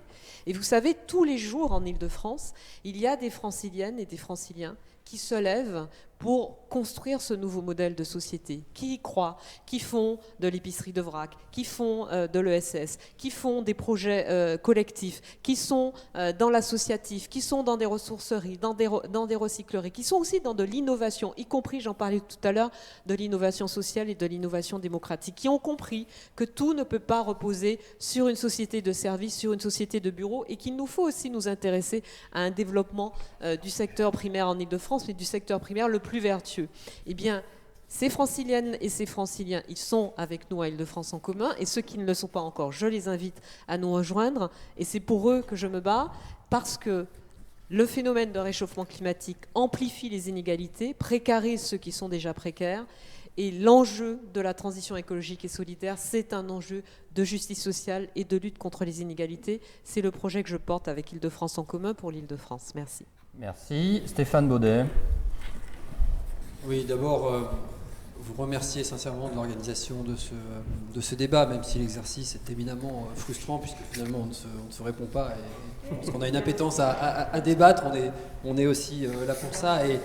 Et dire que, évidemment, chacun est complètement légitime à faire les propositions qu'il fait. En tout cas, c'est ainsi que moi j'aborde la chose publique depuis plus de 20 ans. On a des désaccords qui sont très marqués. Moi, ce que je voudrais dire, c'est que avec la modeste expérience qui est la mienne, aux côtés de Valérie Pécresse, en tant que présidente de la MIF ou maire depuis 20 ans, c'est qu'en politique, il faut savoir systématiquement faire avancer le temps court et le temps long, l'urgence et en même temps la programmation. Et on l'a vu dans les débats de ce soir, la question des transports, la question des mobilités, la question de l'urgence climatique mêlent ces deux temps. Il serait complètement inouï de faire croire aux Franciliens qu'on va changer l'aménagement de l'Île-de-France dans les 3 ans qui viennent. Ça ne marche pas comme ça. Mais on influe et on doit tous influer. Et de ce point de vue-là, moi je voudrais juste dire la fierté qui est la mienne d'avoir été aux côtés de Valérie Pécresse pendant ces 5 dernières années et évidemment l'assurance de vouloir continuer. Parce que sur ce temps long comme sur ce temps court, elle a été de tous les combats. Elle a été du combat du financement du déficit laissé sur le pass Navigo à tarif unique. Quand même, je me permets de le rappeler, elle a été du combat face, puis je ne vous ai pas coupé la parole, face ou à côté de l'État, ça a dépendu des moments sur la question du déficit structurel lié à la crise du Covid et au fait qu'on a maintenu une offre de transport considérable, pas tout à fait, parce que ça reste un prêt quand même, je me permets de le rappeler, ce qui n'est pas le cas dans les autres pays. Elle a été de tous les combats. On nous avait annoncé que jamais nous n'obtiendrions la livraison des matériels roulants en très très grande majorité. Nous les avons obtenus. Elle a renégocié 2 contrats SNCF et RATP qui sont en premier lieu au bénéfice des voyageurs d'Île-de-France. Donc évidemment, tout n'est pas rose dans la région Île-de-France. Tout ne change pas du jour au lendemain. Mais d'où nous sommes partis, qu'il s'agisse de la régénération, qu'il s'agisse du matériel roulant, qu'il s'agisse des bus, y compris d'ailleurs de la modification structurelle du parc de bus, plus de 10 000 bus en Île-de-France. C'est pas complètement anodin à transformer en bus propres dans des délais extrêmement courts. Le déploiement du transport à la demande, la question des voies express, le lancement du covoiturage, le lissage des heures de pointe. C'est nous qui avons lancé les premières initiatives en la matière avec notamment 2 zones d'expérimentation, la Défense sur le transport public et Évry-Courcouronnes et Grand Paris Sud pour la question des transports routiers. Donc on a été, et Valérie a été de tous les combats, et je trouve que vu ces enjeux, je me permets de le dire, mais la stature, la capacité à aller sur tous ces sujets sans aucune forme de dogmatisme, parce que finalement moi ce qui m'inquiète le plus dans ce qu'on entend ce soir, c'est pas nécessairement nos désaccords, c'est parfois les positions dogmatiques qui d'ailleurs font assez souvent fi de leur propre bilan il y a quelques années, que les Franciliens et nous-mêmes n'oublions pas aujourd'hui, autant d'ailleurs dans la gouvernance financière que dans la réalisation des rattrapages. Bref, très fier de l'action qu'on a faite, avec beaucoup d'humilité, parce que tout n'est pas réussi, parce que tout ne vient pas assez vite, et parce qu'il faut toujours avoir une pensée tout en programmant ce que nous pourrons faire pour les 2, 3, 5, 10, 15 ans qui viennent. La difficulté de toutes celles et ceux qui continuent à s'entasser dans nos RER matin, midi et soir. Mais ce bilan, je me permets de le dire au sens des Français que nous sommes, est un bilan ou un héritage malheureusement collectif qu'on paye tous sur les 30 dernières années. Et nous avons tous, chacun, dans la mesure de nos possibilités, dans les responsabilités qui sont les nôtres, d'inverser ce paradigme, évidemment avec des questions nouvelles. La question de l'urgence climatique s'impose enfin à nous. La question des... si, je suis désolé, elle s'impose à nous. Oui, elle s'impose à nous. Et ouais, c'est un sujet. Donc voilà, moi très très fier et merci à vous de cette organisation. Merci, Julien Bayou. Oui, bien merci à vous pour l'organisation de ce débat. Finalement, l'enjeu, c'est on parle de pragmatisme et on parle de réalisme. L'enjeu, c'est de regarder la réalité en face. Le dérèglement climatique, il est engagé. Nous alertions depuis longtemps. Il est malheureusement maintenant à nos portes. Une menace extrêmement directe, extrêmement sensible. Et vos enquêtes démontrent que en fait, les Franciliennes et les Franciliens rejettent ou remettent en question le modèle francilien. Finalement, la crise sanitaire a révélé toutes les impasses de ce soi-disant modèle. On a une hypermétropolisation, on a une spécialisation, une polarisation des territoires, des transports toujours plus longs, alors que finalement, les Franciliennes et les Franciliennes aspirent à ralentir, à une vie en proximité, à la région de la demi-heure. Et donc, je le redis, l'enjeu, c'est de tirer les leçons de cette crise et éviter que tout ne reparte comme avant. Je prends 2 exemples. Le bruit, parce que c'est une nuisance malheureusement liée au trafic routier et aérien qu'on a tendance à passer sous silence. Nous voulons investir 1 milliard d'euros sur la mandature pour lutter contre les 200 points noirs. Et je précise que les premières victimes de cette baisse d'espérance de vie, sous le mandat de Valérie Pécresse, on est passé de 7 mois perdus à 10 mois perdus d'espérance de vie en bonne santé. Les premières victimes, c'est les plus vulnérables. Le deuxième exemple, c'est la pollution. Là encore, 10 à 20 000 morts chaque année évitables liées à la pollution et en grande partie liées à l'inaction de Valérie Pécresse et de l'État pour le coup. Nous agirons concrètement. On ne peut pas se satisfaire d'attendre 2023 pour un hypothétique retour aux normes sanitaires. C'est 100% des Franciliennes et des Franciliens qui sont malheureusement sous les normes sanitaires de l'Organisation mondiale de la santé. L'enjeu pour ça, c'est donc la démobilité, désaturer les réseaux de transport en diminuant la mobilité subie. Je l'ai redit, c'est le polycentrisme, c'est pouvoir vivre heureux à Argenteuil, à Melun, partout dans l'Île-de-France, avoir à proximité des emplois, des lieux de culture, des lieux de formation également, ainsi que de sport. Et c'est l'enjeu d'améliorer drastiquement les transports en commun. Comme on ne peut pas tout faire, il faut privilégier les transports du quotidien, l'accessibilité. Nous portons l'enjeu de l'intermodalité avec ce pass Navigo Plus qui regroupe sur une seule même offre l'ensemble des mobilités en Île-de-France, y compris le fait de développer le transport à la demande, et puis de développer, non pas, je vais le dire comme ça, les grands machins qui mettent plus de 15 ans ou 20 ans à venir, mais bien les trams. Je pense au T5, au T7, je pense juste à côté au T11 qu'on voudrait voir développer, la tangentielle nord. C'est ça l'enjeu. Et enfin, une question de sécurité, la présence humaine dans les rames, dans les trains, dans les bus, et puis une mesure très concrète, puisqu'on sait que malheureusement 100% des femmes ont été victimes de harcèlement dans les transports. Bien sûr, la formation des agents et des agentes, bien sûr le fait d'accompagner les victimes pour porter plainte, mais aussi le fait de porter plainte en lieu et place des victimes pour faire valoir le préjudice de la région et ainsi obtenir que la justice avance. L'enjeu, c'est une région finalement apaisée, avec moins de mobilité subie et le fait de pouvoir choisir ses déplacements. C'est une région finalement où on est heureux de partir en vacances, heureux de la faire découvrir à sa famille. Il y a des trésors, bien sûr, à Paris, mais au-delà, Fontainebleau, qui est un lieu d'escalade qu'on nous envie. On ne pense qu'à la forêt, mais il y a aussi des blocs. Tous ces sites qui sont classés à l'UNESCO, l'enjeu, c'est de pouvoir les découvrir ou les redécouvrir. Et finalement, une région, au contraire d'aujourd'hui, où il fait bon vivre. C'est ça l'enjeu de l'attractivité de demain. Et terminer par ça, ce qui est bon pour le climat, c'est bon pour la santé, c'est bon pour l'emploi et c'est bon pour le bien-être. Et donc pour finalement ce que révèlent vos études, c'est-à-dire que les personnes enquêtées rêvent d'une région écologiste, et bien pour ça il faut voter écologiste évidemment. Clémentine Autain. Oui, merci. Je commencerai en vous disant que je partage avec Monsieur Baudet, qui représente Valérie Pécresse, l'idée que ce sont bien les 30 dernières années, au moins, 30 à 40 dernières années qui nous ont globalement mis dans le mur. Ce sont les politiques néolibérales, adossées aussi à beaucoup d'austérité et un aveuglement total au regard des enjeux écologiques, c'est-à-dire la poursuite d'une logique productiviste. C'est ça qui nous a mis dans le mur. Pas de doute, 30 dernières années, Valérie Pécresse n'est pas la seule responsable.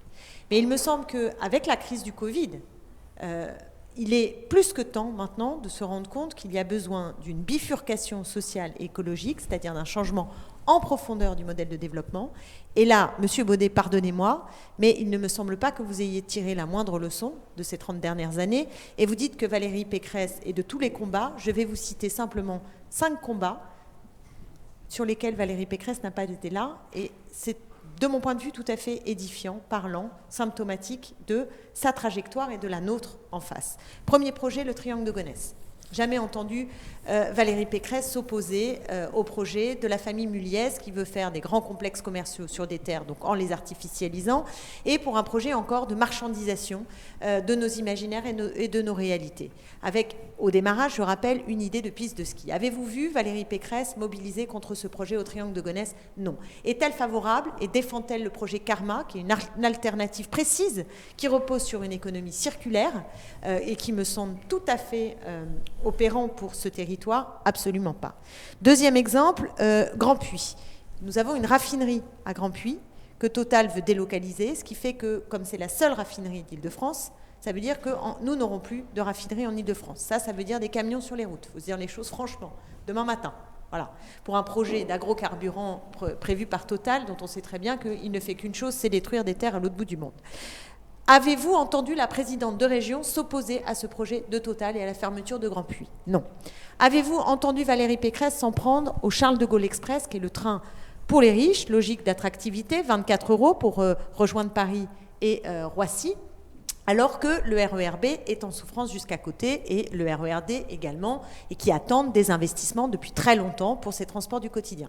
Bataille qui n'a pas été menée par Valérie Pécresse. L'échangeur à Pleyel. Je crois qu'il y a cette semaine une mobilisation là-dessus. Un échangeur juste à côté d'écoles, d'enfants, qui vont subir la pollution juste au-dessus de leur tête. Avez-vous vu Valérie Pécresse hurler contre cet échangeur qui est prévu dans le cadre des Jeux Olympiques? Absolument pas. Dernier exemple, la gare du Nord.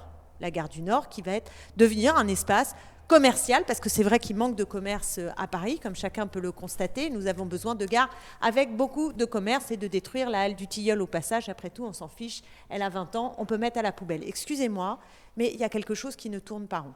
Et dans tous ces projets, je me suis opposée, nous nous sommes opposés, et dans ces non, à chaque fois, il y a un oui. Il faut bien entendre que dans ces non, à chaque fois, il y a un oui. Parce que les oui, c'est une logique alternative de projet qui fait que, par exemple, sur les gares, pour prendre le dernier, pour sortir nos imaginaires du monde commercial, il faudrait imaginer des gares dans lesquelles, pour gagner du temps, nous pourrions avoir des services publics pour y faire des démarches, nous pourrions avoir des locaux pour des réunions associatives, nous pourrions avoir davantage de local pour stocker les vélos, nous pourrions avoir des cours de yoga ou de tai chi, etc. Et tout cela, c'est une autre conception du modèle de développement qui prend la mesure du défi climatique, qui prend la mesure des besoins de la population tels qu'ils se sont aussi exprimés avec la crise du Covid et qui permettent d'enclencher cette bifurcation sociale et écologique que j'appelle de mes voeux et que nous appelons de nos voeux avec la liste Pouvoir Vivre en Île-de-France. Merci. Et pour conclure, Laurent Saint-Martin. Bien, merci à nouveau, merci pour votre invitation et l'organisation de ce débat. Je crois vraiment que dans cette campagne à la présidence de la région, il ne faut pas qu'on raconte d'histoire. Il faut qu'on soit très honnête avec les Franciliens sur ce que c'est faire une région, de ce que peut faire une région et quels sont les constats que l'on a. C'est extrêmement important. Je comprends que Stéphane Baudet défende le bilan de l'exécutif sortant, il est dans son rôle, mais enfin, je pense qu'on mérite mieux dans cette campagne que de sortir d'une seule autosatisfaction de la majorité sortante contre une sorte de revanche de l'ancien exécutif qui voudrait revenir en disant que tout ce que fait la majorité actuelle est mauvais. Je pense qu'il faut vraiment qu'on regarde ce qui se passe aujourd'hui dans le niveau de vie des Franciliens, dans les problèmes qu'ils rencontrent, et vous serez d'accord avec moi pour dire, je le répète, le constat aujourd'hui est amer. Si un Francilien sur deux veut quitter notre région, c'est qu'aujourd'hui, c'est un constat d'échec et que le rôle des transports et des mobilités doit être repensé. J'insiste là-dessus, on ne peut pas considérer que ce qui a été fait jusqu'à maintenant est satisfaisant et suffisant, c'est impossible. Raconter aussi la vérité aux Franciliens, c'est avoir des leviers d'action qui sont crédible et possible. On ne lève pas une taxe quand on est la région, et vous le savez, vous l'avez même reconnu vous-même. Donc, moi, dans mon programme, vous ne verrez pas une proposition, une action qui ne soit pas de la seule compétence régionale et qui soit de la compétence du Parlement ou d'une autre collectivité. Qu'on puisse... Non, absolument pas, Madame Pulvar, je vous le présenterai si vous voulez en détail. On ne prive pas non plus Île-de-France Mobilité de 3 milliards d'euros de recettes tarifaires sans expliquer comment est-ce qu'on compense ce manque à gagner qui est absolument important. Je le dis à Stéphane Baudet aussi au passage, pour avoir vu de très près la compensation fiscale qui est une compensation et qui n'est pas un prêt, je sais à quel point l'autorité organisatrice de mobilité a besoin de ces recettes, a besoin de ces ressources pour investir et pour continuer à faire tourner les rames existantes. De la même manière, je pense qu'il est dommage d'opposer les transports du quotidien, que vous louez, que vous voulez améliorer, je vous rejoins là-dessus, avec les investissements de demain. Ne faites pas des vases communicants entre le Grand Paris Express et les rames de RER aujourd'hui. D'abord, ça n'a pas de sens financièrement, puisque ce ne sont pas du tout les mêmes tuyaux, mais surtout, en quoi est-ce que moderniser et améliorer les transports du quotidien serait-il antinomique avec le fait d'investir, notamment sur la ligne 17 et sur la ligne 18, qui, je le rappelle, sont importants pour désenclaver un certain nombre de territoires. Je pense au Val d'Oise et je pense aussi à la Seine-et-Marne, concernant notamment la ligne 17. De la même manière, mais sur la protection des riverains sur l'aérien, vous en parliez, là aussi, il y a ceux qui en parlent et il y a ceux qui font. Je suis le seul député à avoir mis le couvre-feu dans la loi, couvre-feu nocturne, et à avoir mis le plafond du nombre de créneaux annuels d'Orly dans la loi. Donc là aussi, on ne peut pas dire dans une campagne régionale qu'on va davantage sécuriser la protection des riverains d'Orly ou de Roissy par du couvre-feu. Ce n'est pas de la compétence régionale. Donc je voudrais que cette campagne soit concentrée sur ce que peut faire une région, de ce que sait faire une région, éventuellement penser collectivement à ce que pourraient être les prérogatives de demain, notamment la voirie avec la future loi 4D, ça d'accord, débattons-en, mais que chacune des mesures soit bien à la hauteur de ce qu'une région sait faire. Pour résumer, je dirais qu'on a tort, je pense, de vouloir une continuité gestionnaire pure et parfaite de la majorité sortante, et je pense qu'on ne doit pas non plus être dans l'idéologie et dans les programmes génériques. Je pense qu'il faut qu'on regarde quelles sont les préoccupations aujourd'hui de nos franciliens et qu'on assume les mutations que la crise est en train de provoquer. On a parlé du travail, c'est important. On a parlé évidemment des notions d'attractivité, des notions d'innovation, des notions d'investissement, des notions de relance verte. Tout cela seront des clés à un seul trousseau, c'est celui de faire en sorte que les franciliens aient envie de vivre dans leur région. Le mot est important parce que s'ils ne la quittent pas, ils ont envie de la quitter aujourd'hui. Et tous ces leviers d'action que seule la région a et que la région doit mettre en avant, ce seront des leviers d'action utiles et nécessaires pour que dans 6 ans, les franciliens soient davantage fiers de vivre dans leur région et veuillent y rester.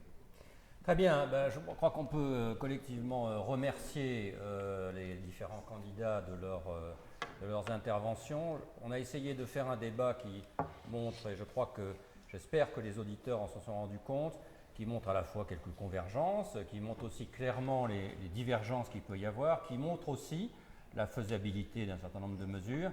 Et je crois que c'est évidemment tout à fait important pour ensuite se forger une opinion. Chacun se forgera une opinion et on se réjouit en tout cas que ce sujet fasse l'objet de débats, et on pense qu'il reste encore 1 mois et demi pour que ces débats continuent, fassent l'objet de débats, car en ce qui concerne la fabrique écologique, pour la transition écologique, il nous paraît extrêmement important que ce sujet des mobilités soit bien traité.